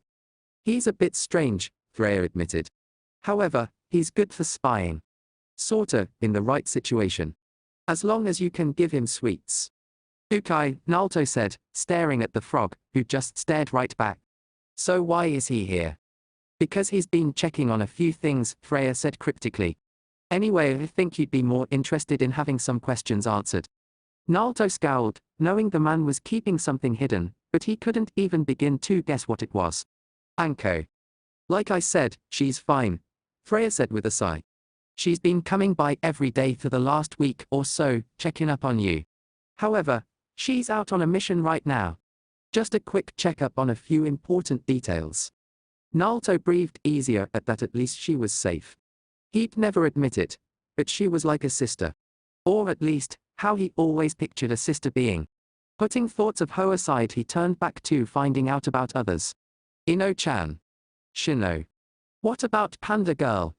Far as I know they're all relatively okay, Freya said. INO's been asking about you, seeing as you're not allowed visitors below Jonin. High security ICU and all. Ho. High security. Naruto repeated blankly. What did that mean? Well, you did save the village, Freya smirked. That entitles you to the same security measures as the Hokage, who of course is just down the hall.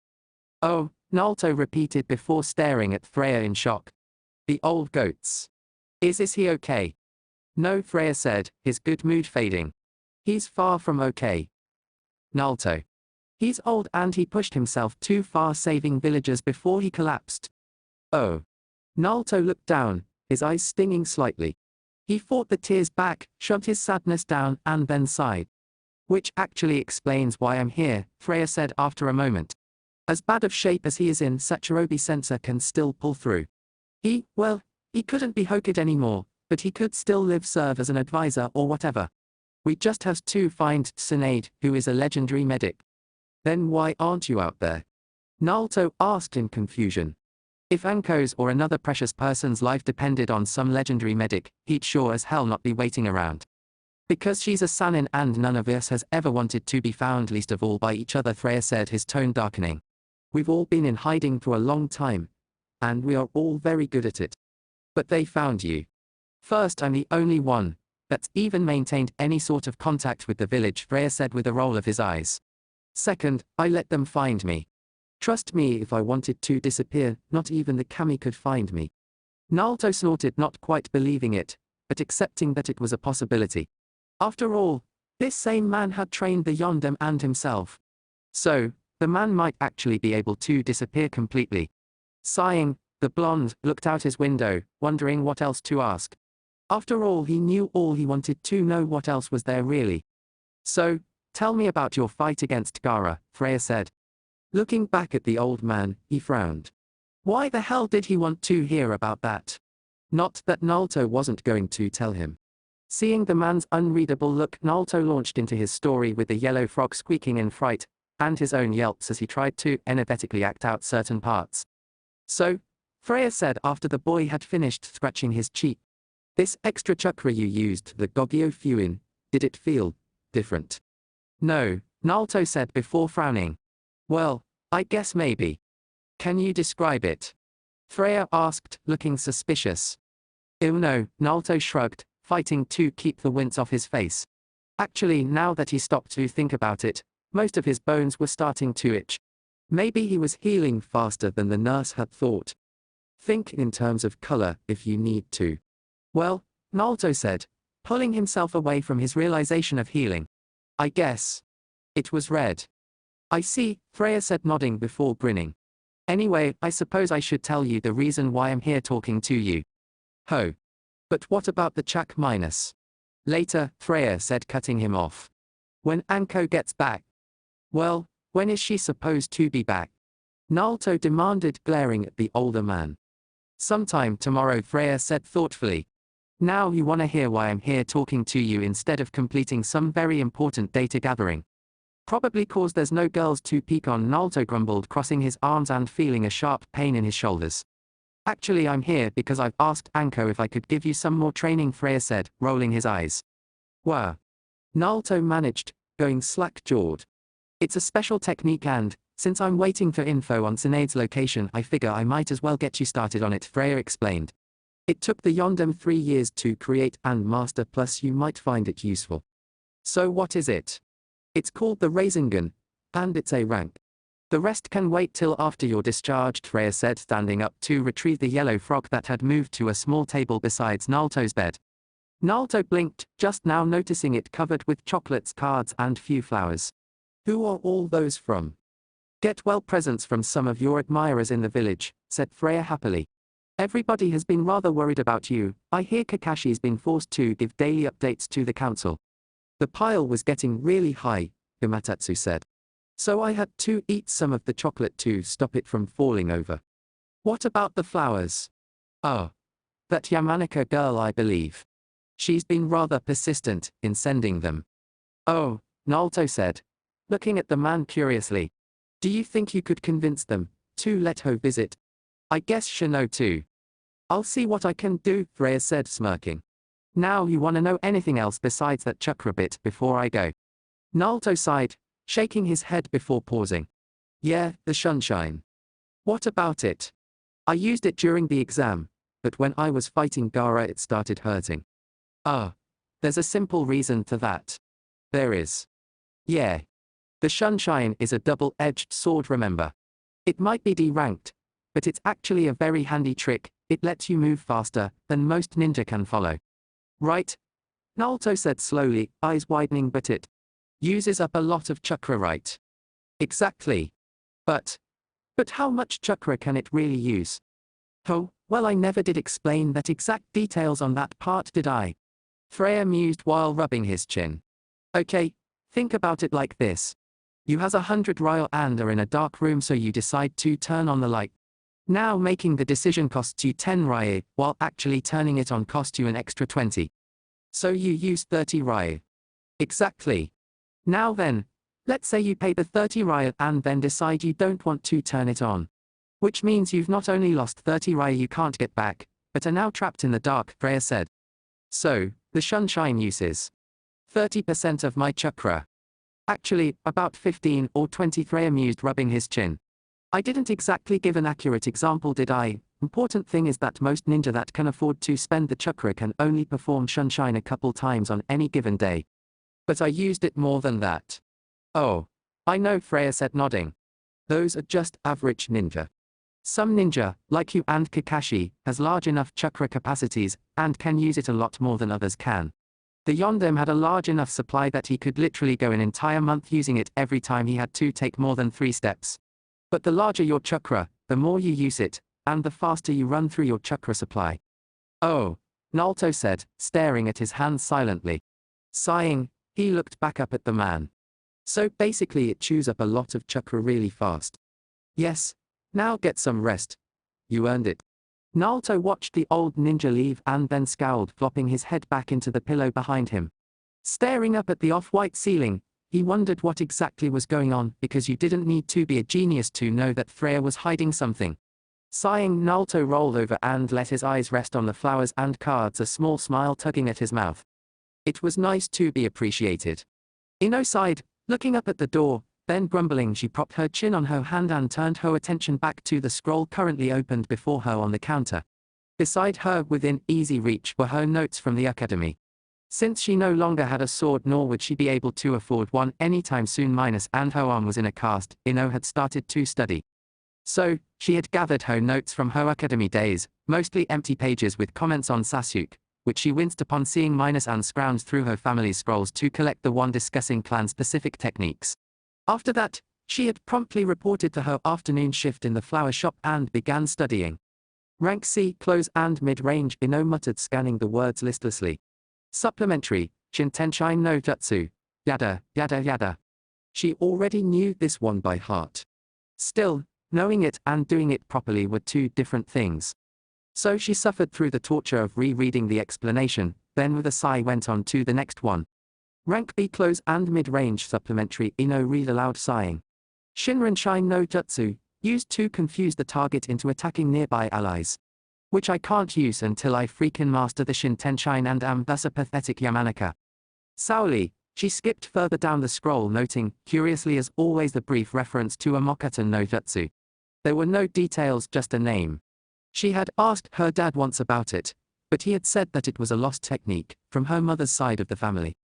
Still, INO wondered, toying once more with the idea that there was something extremely powerful. Sighing, she put daydreams aside and turned back to the last entry, chewing on her pen absently. Ranker long and mid-range, supplementary. INO breathed, already feeling a bit overwhelmed. Shoshuki Kaite no Jutsu, a complex denbutsu. It is both an audio and visual genbutsu, which causes the target to believe that the user is not moving until the point of contact, when the user appears to cover the distance between them, in the blink of an eye, creating the illusion that the user is moving at speeds exceeding Shunshin no Jutsu. INO studied the details, wrote them down, and then sighed. It would be a while before she could hope to accomplish that technique. If she could, it would be the coup de grace, the her kenbutsu style. Finished with her notes, she awkwardly resealed the scroll with her one good hand and turned to refreshing her memory on the chakra and stamina building exercises from the academy. Finishing with her refresher, INO glanced at the clock, and then decided it was time to make Naruto's flower arrangement, as had become her routine. Halfway through, she was disturbed by the bell ringing and she looked up with a sigh. "Welcome to Yamanaka Flowers." "Hey," Sakura said in return, sounding slightly subdued. INO snorted and turned back to her flower arranging. The girl had stopped by a couple of times during the last week, the first time to apologize for cheering Sasuke and taunting her. The second time she had actually brought a sword as a peace offering from Sasuke. It had pained INO to reject it minus, but she wanted nothing from him. "So," Sakura said, strolling through the shop before stopping next to the counter. "Has you heard?" "Heard what?" INO said, not looking up from her task, quickly becoming aware of how awkward flower arranging was with one hand. "Well, Sasuke-kun overheard it from his father. Apparently we're getting a new Hokage," Sakura said, her voice almost hesitant. "One of the Sanin." INO paused, glancing up at her former friend and rival. That was big news. So the question was, why did Sakura want to tell her this? Not just to brag about knowing. Sakura always knew in advance, so it wouldn't be impressive, which meant there was something else to it. "Why are you telling me?" "Because he's been visiting Naruto," Sakura said, meeting her gaze intently. "According to what Sasuke-kun's dad has said, the new Hokage trained him for the Chunin finals." INO blinked. Flabbergasted. Naruto had never mentioned that the new Hokage had trained him. Which meant either that he hadn't known, unlikely considering his obsession minus, or that he had been ordered not to tell anyone. Naruto was not a fan of authority figures, from what she could tell, but if the Hokage ordered him, and INO could easily see Naruto doing as he was told. "I also heard something else," Sakura said carefully, glancing around. "Something that's upset a lot of the bloodline clans, especially the Uchiha." "Before you tell me that," INO said, just as carefully meeting the girl's gaze, "why are you telling me all of this?" "Because," Sakura said, glancing down. "Look, I love Sasuke-kun, okay? I mean, I love him, and with my dad being how he is and mum turning a blind eye too." She trailed off before glancing up. I blind myself a lot where Sasuke-kun is concerned. I know I do, but you were the first person to help me to be nice. My first friend. I ruined that over him. And I am sorry. It was just with the other girls already. And then you, my best friend. You were always so minus, and I had two I couldn't minus." INO frowned. Sakura's father had always seemed nice to her, but then again INO could remember Sakura's mom having bruises on a regular basis, and INO had her suspicions. Confirmed, it appeared, if she read between the lines of what Sakura had just said. So INO supposed it wasn't unusual that Sakura would get so obsessed over Sasuke. He was like a prince, someone who would protect her, and nobody would mess with an Uchiha's girlfriend. Not that it hadn't hurt, and badly too, as her best friend turn on her like that, but INO could understand, and maybe it was time to just grow up and forgive the other girl. "I understand. It hurt. And I won't forgive him for what he said. But I understand, Sakura." "Thank you," Sakura said, looking away quickly to stare at a few flowers. Isn't that arrangement wrong?" "Ho." INO blinked, then glanced at the arrangement in question, smirked. "Good eye. Guess you haven't forgotten everything, huh? It's for Naruto-kun. They still won't let anyone below Jonin in to see him, but they let me send flowers." "Aha," Sakura said, a sly smirk on her face as she glanced back at INO. "So, how is Naruto-kun doing? Surely you've heard something." "Watch it, forehead," INO growled back, shooting the girl a warning look. Sakura grinned in turn. "Sure, piggy, sure. Just remember, there are a lot of girls interested in him now that he's helped save the village." "Goody for them. Ino snapped foully. Anyway, Sakura said, shifting topics. That news I was going to tell you, the one that's got the bloodline clans in an uproar. Apparently it's over a new bloodline that's been discovered belonging to one Uzumaki Naruto. Nah. A bloodline. Ino repeated in surprise. So I've heard, Sakura said with a nod. The bloodline clans are upset because the Hokage's office and Kakashi-sama has refused to let them in to speak with the boy. Sasuke-kun explained that each clan wants it mixed into their own, since it would make them that much more powerful. Whoa, Ino said, blinking. What sort of bloodline is it? I don't know, Sakura admitted with a scowl. Sasuke-kun stopped after telling me, but that was due mostly to his brother, Itaki-san, showing up. That's major, Ino breathed, sitting down heavily on the stool behind the counter. She stared off into the distance, not really seeing anything. Being trained by a Hokage, she could accept not being told, but this. Naruto had a bloodline. That wasn't something you kept quiet. That was something you shared with your team, no matter what. I know, Sakura said, leaning against the counter and glancing curiously at her notes. Oh. Did you hear that Kiba asked Hinata out? She sorta froze up and then admitted that she was actually already dating Chovy. Kiba's been hitting his head for the last week over that. Ino managed vaguely, trying to wrap her mind around what she had learned. Why hadn't Naruto told them? Told her? Maybe well.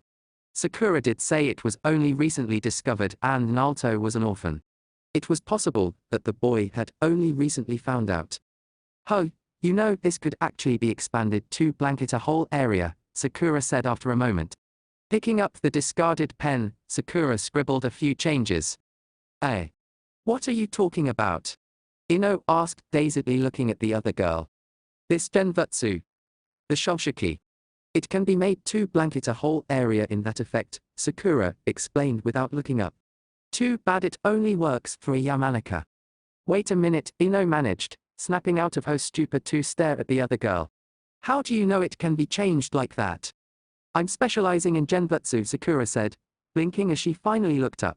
Though Kurenai Sensei started me a bit on medical jutsu too. Which reminds me, I have to get to the library and check out those medical scrolls. Setting the pen down, she pushed off the counter and headed for the door.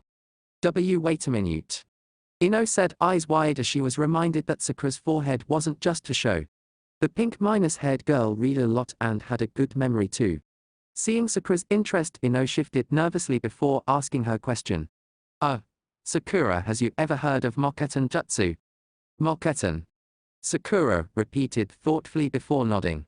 Yeah, it was a unique brand of jutsu belonging to the Shodai Hokage. Apparently nobody else has ever been able to use it, it's even rumored to be bloodline ability. Ino felt her eyes widen, her mind flashing back to her family's scroll. Thanks, Sakura. Just where do you read that? Biographies of the Hokages by Cave Hinata Kishimoto, Sakura said, walking out the door. Asked Naruto for it. He was the last one to check it out. Ino stood there, unable to process everything that she had learned. Secret bloodlines, new possibilities of being related to a Hokage, her former and current friend being a genbutsu expert while learning medical jutsu, and being in love with a complete bastard. It was just too much. She could manage to say one word. Kami. Naruto stirred, rolling over toward his dripping bleary eyes staring at a dark wall. Blinking several times, he sighed before sitting up and looking at the door. He'd slept most of the day, waking up every so often when a nurse came in to check up on him before removing some bandage or needle that he didn't need. He'd be fine by tomorrow, or at least he thought so. Getting out of bed, Naruto had a moment of triumph, and then, all too soon, his legs went rigid in pain. With a curse and cry of pain, he collapsed back onto the bed, breathing heavily. Okay, so he'd have to take things slowly. Forcing his way through the pain, he sat up once more, then carefully climbed to his feet, mastering himself. Now that he was up and moving, albeit slowly, he was realizing just how sore he really was. He honestly felt like he'd had a house dropped on him. Well, he probably wouldn't be doing any training tonight, damn it, but he could probably do with a quick walk. Just to stretch his muscles. That first step was almost impossible due to his knee sending a shooting pain through him. The second was just as bad, but after those his legs seemed to work through the pain. Opening the door, he shook his head to fan his hair, then slipped out of the room. Pausing, he looked around the hallway, which was dark and deserted save for an UNBU outside his room and another room further along the hall. Other than that, there was the nurse's station empty except for yet another UNBU at the other end of the hallway.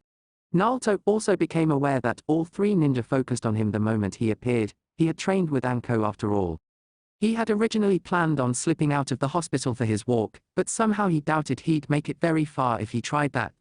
Actually, Naruto doubted he'd be able even to go towards the nurse's station at the moment, which meant glancing at the other UNBU guarded room he hesitated. He knew who was in there. INO Sennin had told him. That was the Sandame's room. Sucking it up, Naruto turned and headed for the door, aware of the ninja watching him intently. Would they grab him? Well, it would only be natural, he supposed. The UNBU didn't even seem to move as he approached, didn't flinch as Naruto passed within arm's reach, and reached to the handle. The boy hesitated, uncertain of whether he should enter or not. Not because of the UNBU, but because he had this horrible image of the Sandame, and he wasn't sure he wanted to see it. His last real memory of the old man had been him smiling from behind his desk. Still, Naruto was a curious person by nature, and he couldn't help himself. Opening the door, he gulped, stepping into the room quietly. It was dark, the only source of light the eerie glow of a nightlight. Naruto, however, had fixed his gaze on the bed, where the Sandame was lying. He could just make out various tubes and wires. It would look horrible with the lights on, that much was obvious. Shuffling forward, he gulped, wanting to leave.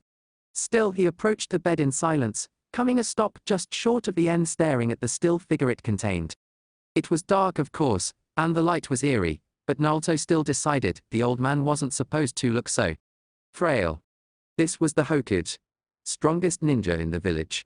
He shouldn't look like this. It wasn't right. It was horribly wrong. Reaching up, he rubbed his eyes, trying to hide his tears. Sighing, he edged closer, staring at the old man, sadly reaching out to touch his hand. It was cold, clammy. It felt like death. Naruto shivered and pulled his hand away out of instinct. Mastering himself, the boy moved closer to the bed yet again and stared at the old man. You shouldn't be laying there. You're the Hokage. But still, he's only human, a new voice said, startling Naruto. Jerking, the blonde spun ready for anything, but froze, finding himself staring at the silver-haired UNBU commander. Masked pervert. I really wish you'd stop calling me that, Kakashi sighed, hands in his pockets. Come on, let's go back to your room before Kiyoshi-san comes down here and shouts at us. Alright, Naruto said, shuffling toward the door. Wait. Freezing, Naruto blinked, glanced at a startled-looking Kakashi, and then turned back to the bed, surprised to see the Sandame staring at him. The Hokage weakly motioned for the boy to come back, and gulping, Naruto did just that. Stopping near the bed, he shuffled his feet, trying not to stare at the tubes in his nose. Naruto, the Sandame said, staring up at him. You have to understand, nobody can choose how, or when they die. Only how they meet death, and most importantly, if they can keep their precious people safe just a little longer by dying. But, Naruto said, then looked away. Naruto, deciding how to face death is the true strength of a shinobi, Sandame said softly before taking a deep, rattling breath. Now, you should head back to bed. Kakashi, stay for a minute, okay? How, the UNBU commander said, patting Naruto's shoulder. Naruto felt his shoulder slump slightly, knowing that the Hokage had told him something important. But the old man was talking, as if he was beaten. Then again, seeing him in that state, Naruto had to agree that he did appear beaten. Shaking his head, the blonde shuffled toward the door once more, vaguely thinking of going back to bed. He stopped, however, as he heard the Hokage croak his name yet again. Yeah. For a moment, there was nothing but the rasping breath, and then the Hokage spoke. Naruto. I'm very proud of the man you're becoming. And. The Hokage paused, a shuddering gasp filling the moment. I can't wait to see what kind of Hokage you'll be. Naruto stood there, as if transfixed. He was being acknowledged as a future Hokage, and not only that, it was the Hokage acknowledging him. Naruto wasn't sure why, but he felt 10 inches taller and just that much closer to his dream. He'd show the old man Naruto was going to be the greatest Hokage ever. He promised. Entering the darkened office of the Hokage, Kakashi paused, remembering the countless times he had found both the Yondaime and the Sandaime sitting in the darkened space. In a way they had both explained the darkness was comforting. The masked man conceded that they had a point, but he still turned on the light as he crossed the room. Pausing at the desk, he stared at the paperwork, then turned his gaze to the chair. Somehow, it felt so wrong to be in this room, to be taking up this responsibility. He had never wanted to be in this position, but the Sandaime had feared that Tsunade would refuse the job and had decided to act in the interest of the village while he could. Easing himself into the chair, uncomfortably aware of the hat that was resting on the desk, Kakashi sighed, closing his eye. How had it come to this? How could he be the Godaime Hokage, even though it was unofficial, until after Tsunade officially rejected the offer? Shaking his head tiredly, he opened his eye once more and carefully set the hat aside. He couldn't bring himself to even try it on. He was just a placeholder. Even when it became official and he was the Godaime, he'd be nothing to remember. Just a mediocre Hokage stuck between those who had come before him and the one who would follow. Still, for the moment, Kakashi was Hokage, and he had a responsibility to the village.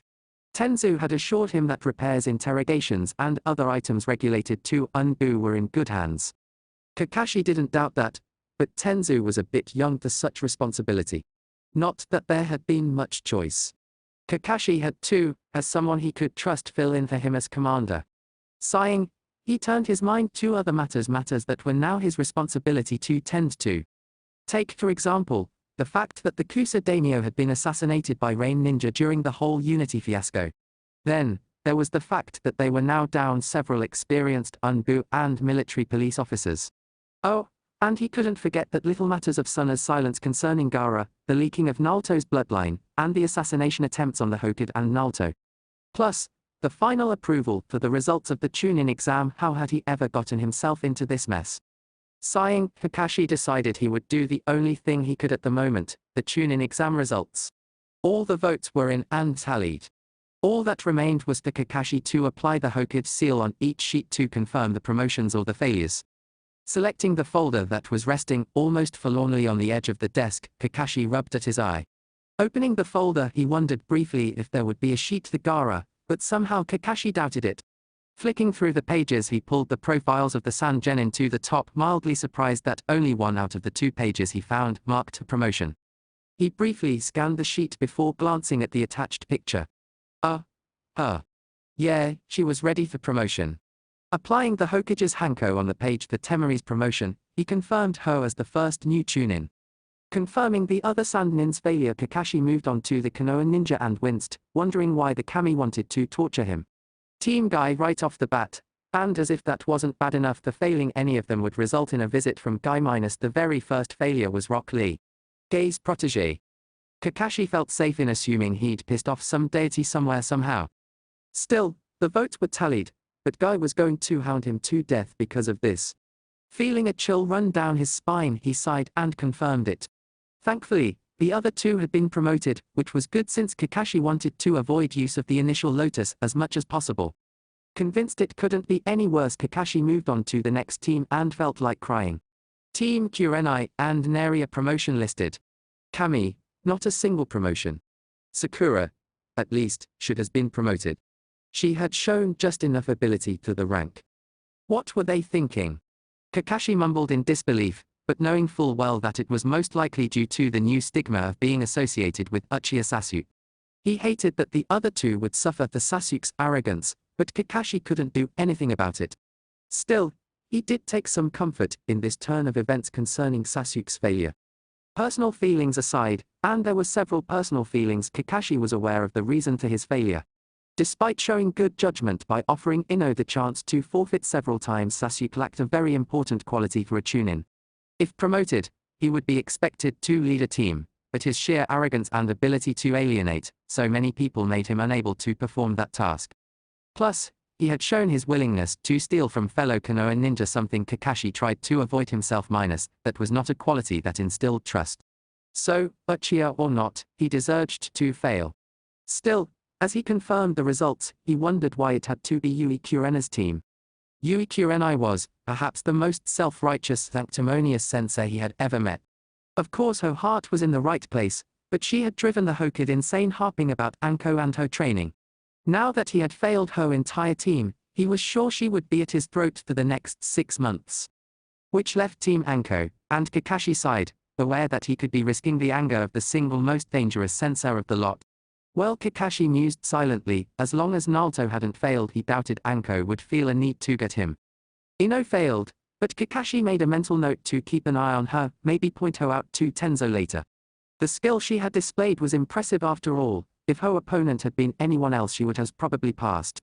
Shino was promoted, no surprise there, and Kakashi made another mental note to point him out to Danzo. That left Uzumaki Naruto, and in all honesty, it hadn't been a hard decision. First, Naruto had displayed a sound strategy to stick to Teivatsu and Sunshine so that he kept from revealing too many techniques. Then there was the tactic of using his cave Bunshine to distract, combined with a few undermeska to create an explosive trap, unnoticed, so that Lee was forced into a position for the Kanashibari. Second, Naruto had battled Sasuke, and while it had been cut short, had proven he was at least equal to the other boy, and probably superior if the match had been allowed to continue uninterrupted. Naruto had even displayed an inventive tactic for using the Sunshine against Uchiha, which was normally considered pointless. Plus, though it wasn't technically part of the exam, Naruto had led a team and displayed an ability to lead well. So Kakashi happily applied the Hokage seal and promoted Uzumaki Naruto to Chunin. Now I don't have to worry about her killing me in my sleep. Kakashi chuckled, relieved. Shino was a morning person. Really, he was an any time of day person. With a colony of insects inside him, the boy had an irregular sleep pattern. So, when Anko had ordered them to train every morning, it hadn't bothered him. INO, on the other hand, was less than thrilled with that concept. Which of course was understandable. INO was not a morning person at all, as anyone who had spent any time with her knew. Which probably explained why Anko had chosen morning as their training time. Still, INO was there undutifully, throwing her kunai at the selected target while Shino was constantly creating his Kaiketsu Bunshine and sparring. He was discovering that the more often he performed the move, the faster it became and the better his family responded to Kikyo-chan's directions. Complimenting her since she expected it from him, much like INO was beginning to expect it from Naruto. He began a brief sparring match. Ducking a left hook, Shino moved back while willing his family to form a wall to absorb the blow. The clone slammed into it, but managed to retreat before the wall could entrap it. Which was fine, since Shino had already laid a trap by disguising even more of his family as a stretch of grass. The clone just barely managed to avoid that as well, rebounding off a tree, sending a crashing wall of bugs at him. Shino countered with his own wall, yet again, then weaved his way backward, thinking about his next move. He was so caught up in this that he was caught flat-footed by a small concentration of bugs that slammed into him like a brick. Stumbling from the blow, he was caught off guard once more by a left-right combination to the stomach and face. Tumbling backward, Shino rolled, forcing his way through the pain and regaining his knees with enough time to catch the clone's arm. A second later, Shino concentrated and, forming a spear of bugs, slammed it up and through his clone's chest, which resulted in a burst of bugs as it was destroyed. Panting from the exertion, it was hard to fight. When you were essentially divided, he regained his feet. That was really impressive. Turning his gaze to INO, Shino pushed his glasses up slightly. Thank you. You were doing well with your weapons from what I saw earlier. Yeah, but I keep thinking about Harate, you know. Shino paused, then nodded slightly. Yes, he could understand that. While Harate had been his sensei, INO had been much closer to the man. To learn of his death had been a blow, but thankfully Oka-sensei had been tactful about revealing it. The details were unclear, merely that he had died in the line of combat. Which they both took to mean that he had died in something involving this unity during the Chunin exams. Still, INO had been bothered by it, and Shino was inclined to listen to her thoughts. After all, she was the most instinctual one of the team and her instincts were usually correct. I mean what Oka-sensei said. INO paused, frowning slightly. Or maybe it was the way he said it, you know. Died in combat. That can be awful vague, right? Yes, Shino said, nodding slightly. Plus, we haven't seen him for a while now. Ever since Anko took over as a temporary sensei, actually, INO said, using her good arm to adjust the sling on her bad one. Maybe they're just trying to hide him from us. That is a possibility. Or he could just be dead, A new voice supplied, causing both ninja to jerk in surprise. Who the hell are you? INO asked heatedly, turning while keeping her hurt arm tight against her side. Shino, however, noticed her forehead protector strapped to the leg of her casual black outfit. Her face looked drawn and tired, her purple hair unkempt. So, obviously, she was a Konoha ninja, but who she was and why she was here he couldn't begin to guess. Azuki Yuge, the woman said, dully glancing between them. The UNBU commander asked me to come find you and see which of you wanted to visit Naruto. He's been allowed one visitor. I minus just one. INO said in surprise. Apparently they feel he can wait till tomorrow, when he gets out to see whoever doesn't show up. Yuge supplied, her arms hanging limply at her sides. So which one? Shino hesitated. He would like to speak with the boy, if for no other reason than to clear up a few details up concerning the Chunin exams. However, INO seemed almost beside herself, and she had been sending him flowers every day. Kikyo-chan agreed, he could wait till tomorrow. INO, you should go. I am sure he would appreciate you more. Ho. Are you sure? INO asked, startled. Yes, Shino said, his tone growing almost teasing. Say hello to Naruto-kun for me. What do you mean minus? INO snapped before Yuge interrupted her. We don't have time to this. Come with me or stay here. Without another word, the older woman turned and started walking away. INO shot Shino a dirty look, then hurried after the older woman, leaving Shino alone. Nodding, he agreed with Kikyo-chan that INO was fun to tease and returned to his training. When we arrive, don't speak. You'll has a truth seal placed on you, Yuge said quietly, and INO sighed, realizing she left no room for pleasantries. After that, you'll be asked 2 questions: your name and your relationship with the patient you're seeing. Answer promptly, the UNBU guards will restrain you otherwise. Relationship. INO repeated blankly, staring at the older woman. We're teammates, nothing more. It doesn't matter to us what your relationship is, Yuago said blandly. We just need to make sure you're who you say you are. After you're admitted, you'll be guided into his room and there will be an observer. Like, why are you so paranoid about him? INO asked, running fingers through her hair before straightening her ponytail. She knew that he had saved the village, everybody knew that. She also knew the Hokage was under heavy guard, which she could understand of course, but this was Naruto. What reason could there be for this much security? He was just Naruto. There has been 3 attempts on both the Hokage-sama and Azumaki-san, Yuge said simply. They are at the moment a symbol of this village, and those factions that acted a week ago would like to see them neutralized. Ho. It doesn't matter, Yuge said dismissively. Right, INO managed, glancing at the older woman. So, like, what about my weapons pouch? Surrender, when asked, Yuge said without glancing at her. You'll get it back upon leaving the ICU wing.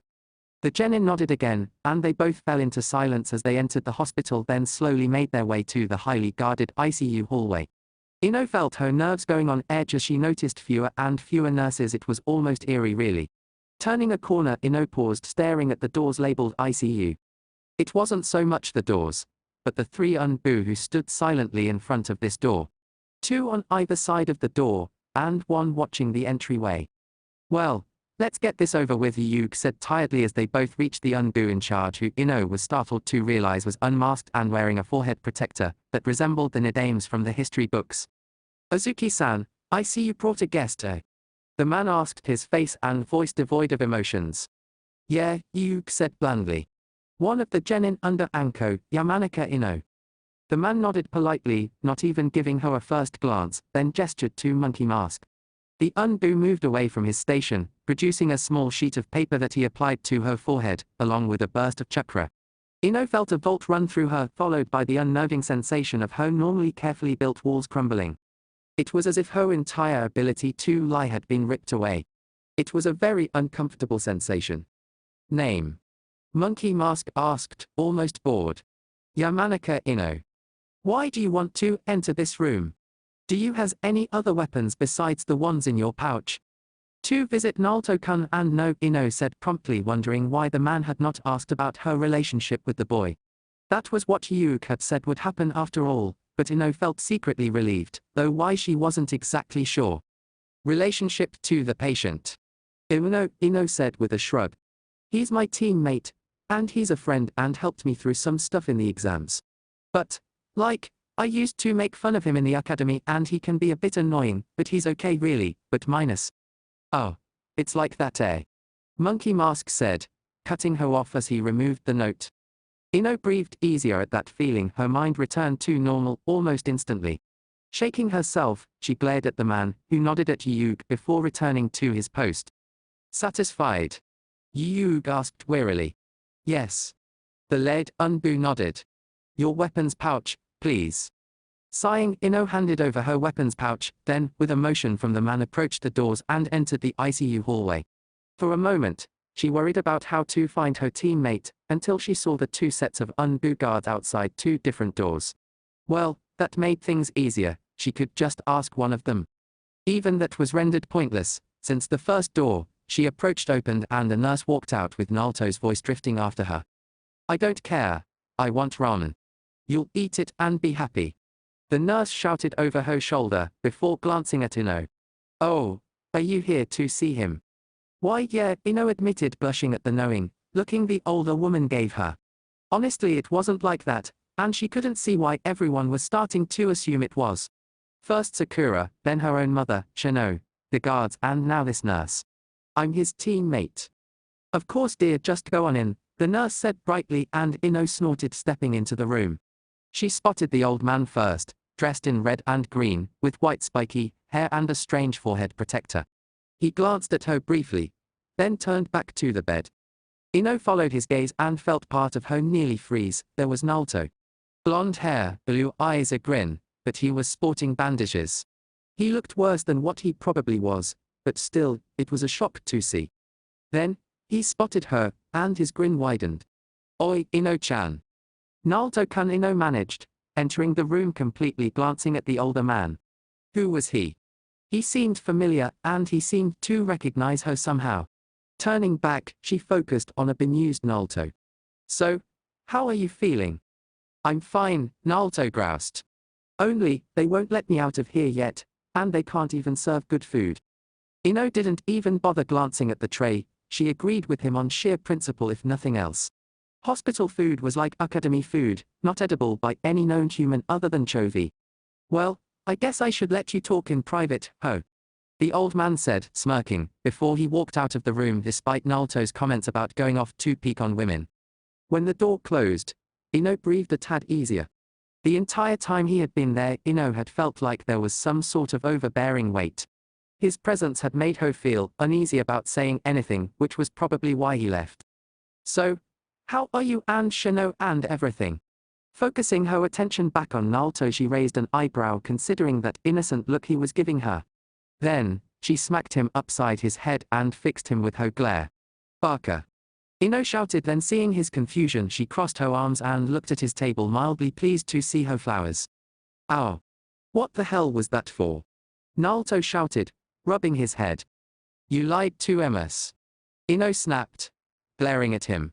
You should have told us about your healing ability. Kami, we've been worrying about you and you have this bloodline that can totally heal you. How do you think that makes us feel? We're supposed to be teammates, and you lied. Oi, how the hell you'd find out about that Tenkeikia thing? Naruto shouted. Plus, like, it didn't seem like a big deal to me. Not a big. INO repeated blankly, looking at him. Advanced bloodlines are. They make you special. And it's not even that. It's that you didn't tell us about it. You didn't trust us. I do trust you. Naruto said defensively. I just forgot about it is all. I mean, it's nothing special. Doesn't make me any better than anyone else or nothing, just means I heal faster than most people. You minus. INO, it's just some stupid thing that I got from my stupid family. I don't want it, but I got it, and I would have told ya, but I just never thought about it, Naruto said, flopping back onto his bed, banging his head on the metal railing. Shit. INO felt like laughing, then decided against it. Watching him rub his head, muttering darkly, INO chewed her bottom lip, then sighing, pulled up a chair to sit down beside his bed. Fine. Just don't keep anything else from us, okay? Okay, Naruto said, grinning at her, the pain forgotten. What is it? INO said, knowing that smile. It was his I has you at my mercy now smile. Well, you figured out what my secret was, Naruto said, sitting up once more. So, I think you should tell me yours. No. Or W. But Ino-chan, don't you trust me? Naruto pouted and Ino glared at him. She was pretty sure he was messing with her. But she didn't like him throwing that in her face. She was about to berate him for that, but then decided better of it. Maybe she didn't have to tell him her original secret. After all, she did has a new one she could share with him and it would explain why she wanted that book Sakura mentioned he had. Okay, Ino said sweetly, noting his surprise with a grin of her own. My secret is I might be related to the Shodai Hokage. The Shodai. Naruto repeated blankly, then a sort of shock washed over his face. Yeah, Ino said, nodding. I'm not entirely sure, but in a scroll listing jutsu that only my family can use it mentions something called Mokuton Jutsu minus. The Shodai Hokage was famed for his use of Mokuton Jutsu, which was the reason for being given the title of Hokage. He used Mokuton Hivutsu, Jukai Koten to grow the trees that serve as the foundation of Konoha. Naruto said, a small grin on his face. He favored diplomacy over force and believed in a passive form of manifest destiny. How the hell do you know all that? Ino asked in amazement.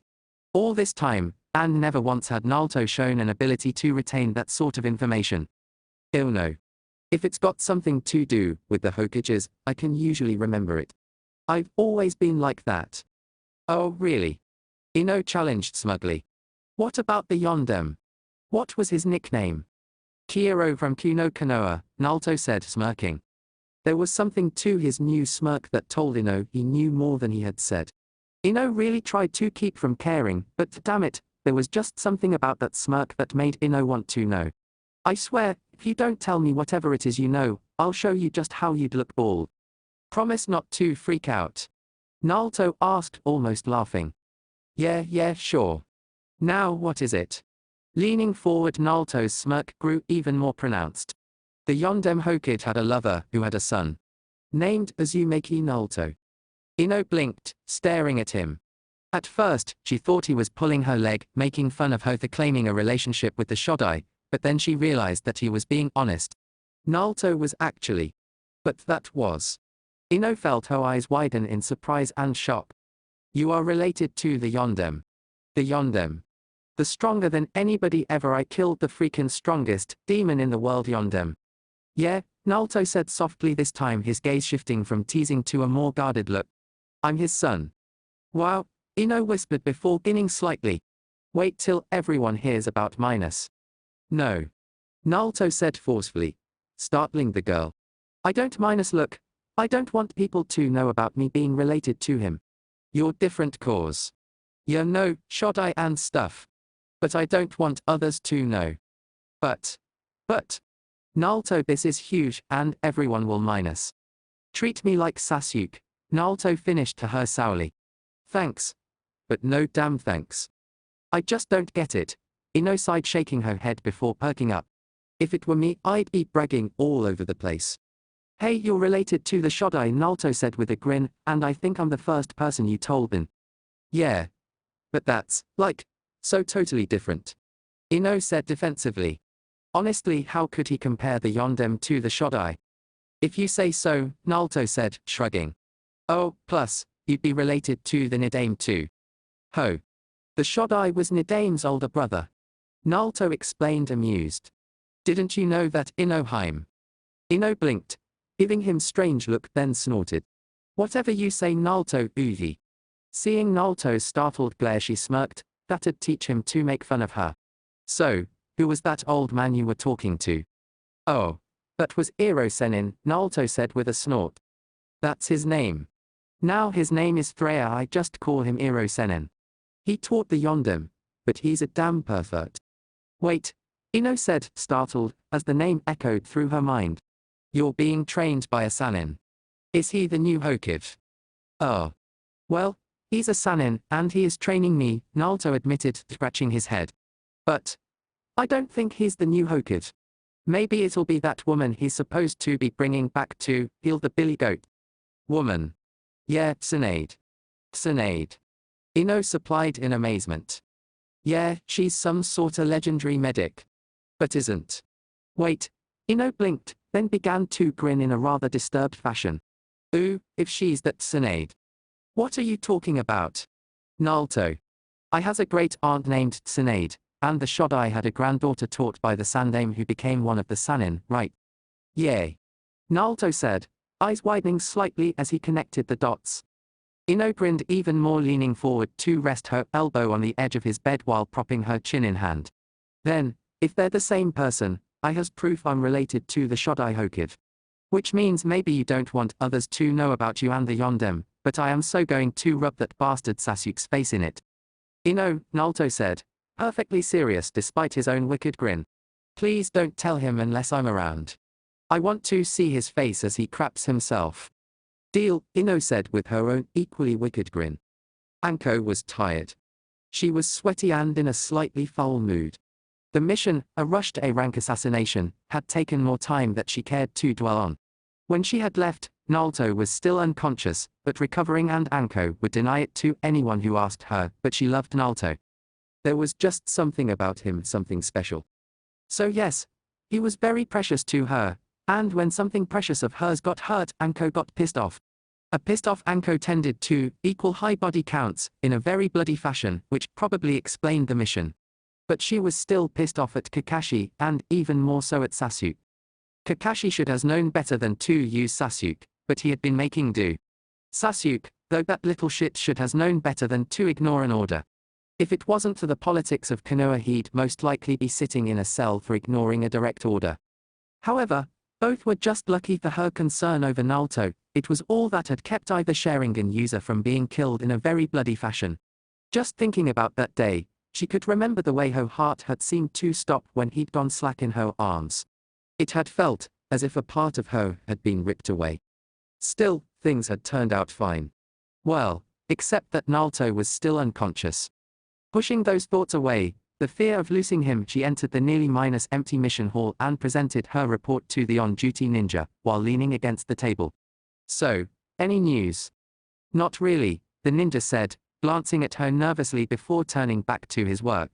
Azumaki-san woke up. But that's about it. He woke up. When? Anko asked, startled, cursing the mission. Yesterday. Freya-sama has been visiting him. Honestly, most of the village is feeling better now. I mean, he saved us, and if we lost both him and the Hokage. The ninja paused, his gaze pensive. Well, it just isn't worth thinking about, is it, Anko-sama? No, Anko said, turning away. No, it's not. Exiting the room, she made a beeline to the hospital.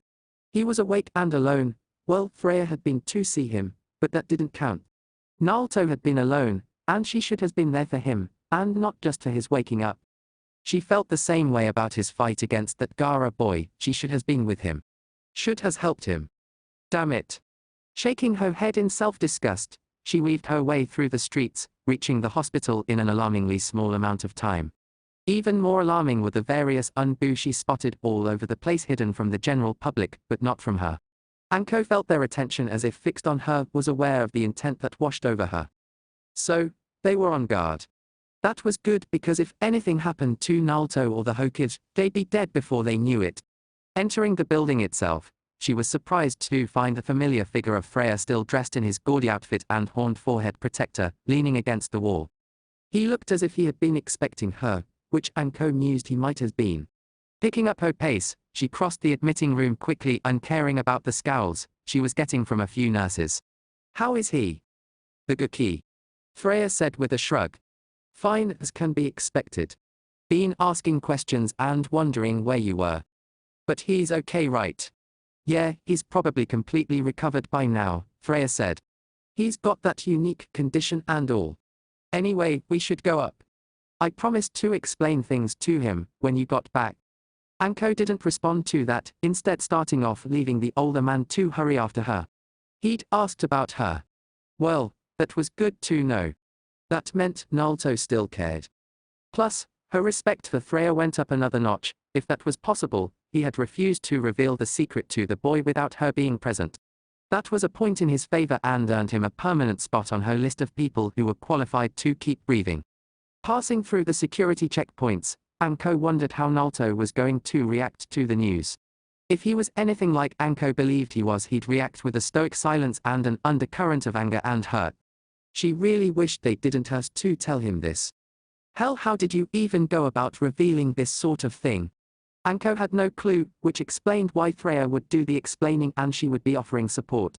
After all, he had accepted her and she saw no reason this changed anything.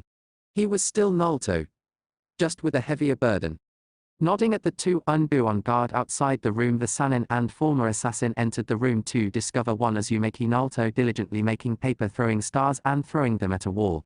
Anko couldn't help but grin in amusement. Well, glad to see you've kept busy. Anko. Naruto said brightly, a genuine grin on his face. You're back. Of course I am. I had to come back to beat you senseless for that stunt you pulled, Anko quipped, smacking him upside the head, aware of Freya sealing the room from prying ears. Hey, I kicked that guy's ass. True, Anko said, nodding as she walked across the room and glancing at Freya, who was finishing up and moving to join her near the bed. So, Freya has a few things to explain. I'll skin you later.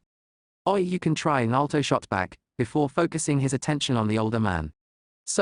So you're going to tell me about that chakra and stuff, right? I said I would, Freya said, crossing his arms. There's actually no other way to say this. Naruto, the Yondem couldn't kill the QB-. Of course he did. Naruto said in confusion. Everyone knows that the Yondem killed the QB. No, Freya said, shaking his head, he didn't, or more correctly he couldn't. It's impossible to kill the QB. But everything can be killed. No, the Sanin said tiredly. The QB is an isothermal, adiabatic core of intelligent energy which is capable of so directly manipulating nature that it can split matter into component parts, then split those further into their components and those into theirs, and so on until it has created pure energy that is non-isothermic and non-adiabatic. Say wow now. Freya blinked, then reached up to rub the bridge of his nose. Anko, you explain it to him. Anko blinked, then scratched her head. Sure. Just as soon as you explain what the hell you're talking about.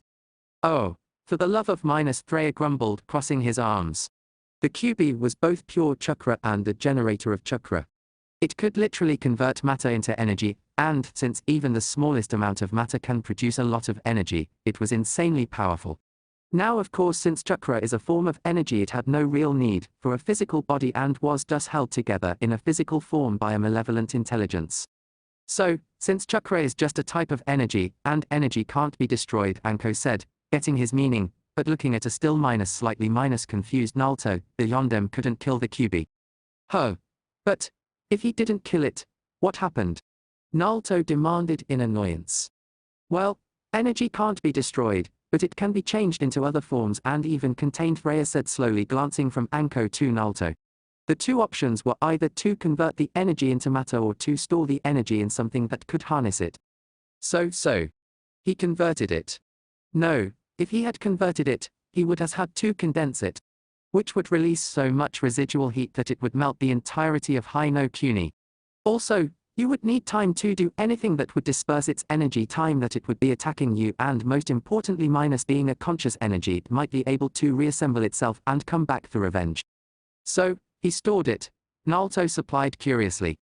Exactly, Freya said with a nod. Which was a very difficult task, because limiting its ability to do anything required storing its energy in an appropriate vessel. Something that already contained the same kind of energy, or in this case, chakra. To make it even more complicated, the vessel he had to use would have to be human so it could exert control over the QB. So, he sealed it inside a human, Naruto said slowly. Anko focused her gaze on the blonde at his tone, and she saw it. He was guessing what this had all been building to. He knew without being told. Naruto wasn't a genius, but he was far from stupid. He could put two and two together. She could even feel something through their link. Naruto knew. Yes, and a baby at that, Freya said, almost ashamed, because only a baby which is constantly changing, adapting and growing minus would be able to adapt to the unique frequency of chakra the QB emanates. Me. Yes. Anko forced herself to remain impassive. She had known for a while now. Ever since the Forest of Death, she had only asked Freya to confirm her thoughts on the matter. Now, however, it was real, and Naruto's carefree mask was shattered and it broke her heart. Wasn't it enough that he had lost his father? Or that he had spent so many years ostracized? Did they really has to tell him this? He sealed the QB no Yoko inside you, creating the very thing that Konoha has said was inhumane. But creating a Jinchurikai was the only way to save the village.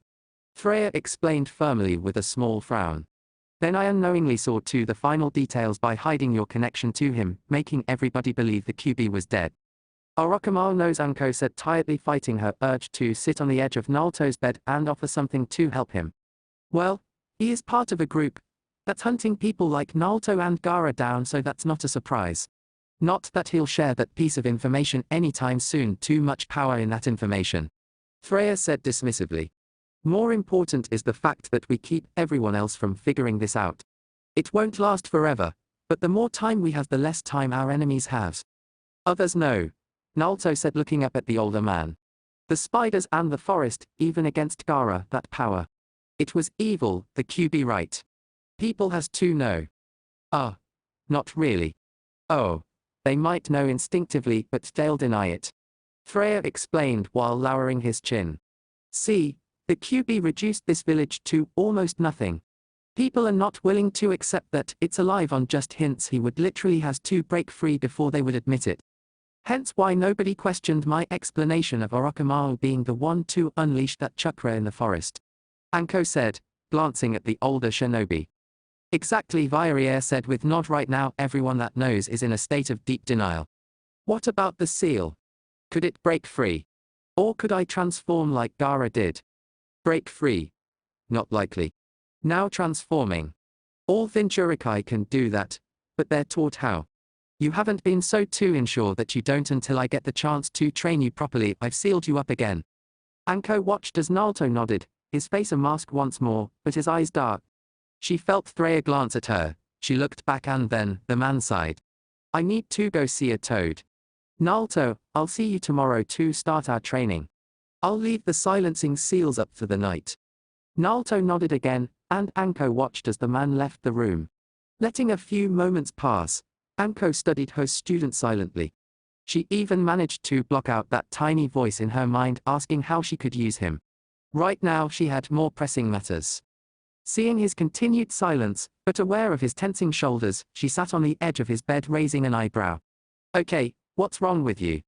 Naruto blinked, staring at her in surprise, as if just now noticing her. What's wrong? What isn't wrong? Naruto shouted. I find out my dad, who I only just learned about, sacrificed his life to save the village. Then I find out that his teacher is the one that made I grew up an orphan. Oh, and before I can even wrap my head around that, I find out that I have the fucking demon that nearly destroyed our village sealed inside me because my dad couldn't kill it. Anko was silent for a minute. She understood him well enough to know he wasn't looking for pity. He was angry and he wanted to raise at someone. Waiting another moment to see if he had anything else to shout, Anko chuckled. Well, I suppose if you put it like that. How the hell else could I put it? Naruto grumbled darkly, crossing his arms. Anko mused for a moment before smirking. How about this? Your dad loved you enough to try and spare you the pain of knowing the rest of your horrible family. His teacher cared enough to try and give you a life of your own, and, if he hadn't, you wouldn't be half the man you are today. And finally your dad chose you to contain the demon because he didn't think anybody else would be strong enough to do the job. But why? Why did it have to be me? Quick. I need your baby. What for? To seal the QB in. Why minus hell? No. Use your own goddamn kid. Anko deadpanned, raising an eyebrow. Well, when you put it that way. Naruto said with a weak chuckle, before turning serious. He's gonna take me away. Yeah, Anko said after a moment, looking away from the blonde to keep her own emotions in check, and then chuckled. That's okay though. You'll come back. What makes you say that? You're too much like me to stay away, Anko said with a smirk, starting to get up. Oi, Anko. Yeah, runt. Would you stay? Just for a while? Naruto asked, looking at his hands. Anko grinned, happy that he wanted her around, and plopped back on the bed. Sure. But just cause you got me in bed. Don't think I'm sleeping with you. What? Hitori awoke almost instantly, his ears alerting him to the urgency of the approaching footsteps outside his room. Alert, now and ready either to attack or retreat, he sought his wakizashi. The short sword would prove utterly useless in a fight, but it could buy him enough time to escape or the guards to arrive. The footsteps paused, and the regent tensed. Was it a messenger or an assassin? If it was a messenger, what would they have to say that would be so urgent? Glancing at shuttered windows in the far wall, he could see a sliver of the sky dawn, but overcast. It would rain soon, which was good, as Kusa rarely had rain. Shifting his attention back to the door, he listened to the faint argument outside. A messenger, then. Satisfied, he sat up, sparing the woman one of the lightning daimyo's older daughters minus a brief glance at her own. She had been energetic and she had previous experience that had been obvious. But, still, she had been exquisite and he looked forward to another night with her. At the polite knock at his door, he shifted his attention listening intently to the faint voice of Hitogoroshi, the captain of his samurai. Regent Sama. Yes. Hitori answered, easing his sword part-way out of the scabbard as the door slid open. Seeing that it was, indeed, Hitogoroshi, the regent eased his wakizashi back into its scabbard. What is it? An urgent dispatch from the capital, the captain explained as he quietly entered the room bringing with him a small oil lamp. Setting the lamp down, Hitogoroshi produced the scroll from his sleeve to offer it formally. Taking the scroll, Hitori checked the seal, then nodded at the samurai, his voice sharp with command. Wait outside, and make sure that I am not disturbed. Of course, the samurai said, then bowing left the room once more, closing the door firmly behind him. Removing himself from the bed, the regent anxiously studied the seal of his brother before opening the scroll. The message inside was almost like reading chicken scratch, which was unsurprising, since handwriting was one of many things Noga had never bothered to learn properly. Still, as Hitori deciphered the almost incomprehensible scratches, the regent had to admit that Noga understood the art of cryptography. On the surface, of course, was the news that Rain Ninja had assassinated their father during the Chunin exams in Konoha. That alone was enough to infuriate Hitori, but it was the secret message, the gloating message that truly angered him. Noga was proud of his actions in the premature launch of the plan, claimed that it was an opportunity that they could not waste. It was as he read his brother's eager and proud reasoning to using the alliance with Unity, which Hitori had so painstakingly set up minus along with the fake Rain Nin assassination, which had been slated for use in another plan minus that Hitori realized who was really behind this atrocity. Noga was a fool. Cunning and vicious at times, but a fool. The boy would not have acted in such a manner on his own. Oh no, he had been manipulated by someone else, someone who had discovered the plans Noga had probably been maneuvered into revealing them minus and used them to their own ends. Hitogoroshi-san. The door slammed open, the called the samurai on the doorstep with his sword almost drawn. Seeing the man, Hitori continued angrily. Go get Famon-san and Hyan-san, I need to see them at once and prepare to return to the capital immediately. Immediately, Hitori-sama. Hitogoroshi said with a bow before hurrying off. Hitori frowned and stared at the scroll once more. Everything was now in jeopardy, Kusa and all of his dreams, all because of this one action. He would have to advance his plans faster than he would have liked. He would have to change his pace, and Hitori did not like having his plans disrupted. Noga's mother would pay dearly for this. That's it to this part. If you enjoyed it, then like, share and subscribe to the next video as it's going to be more interesting, and also check out my other playlist. Hope you would like them too.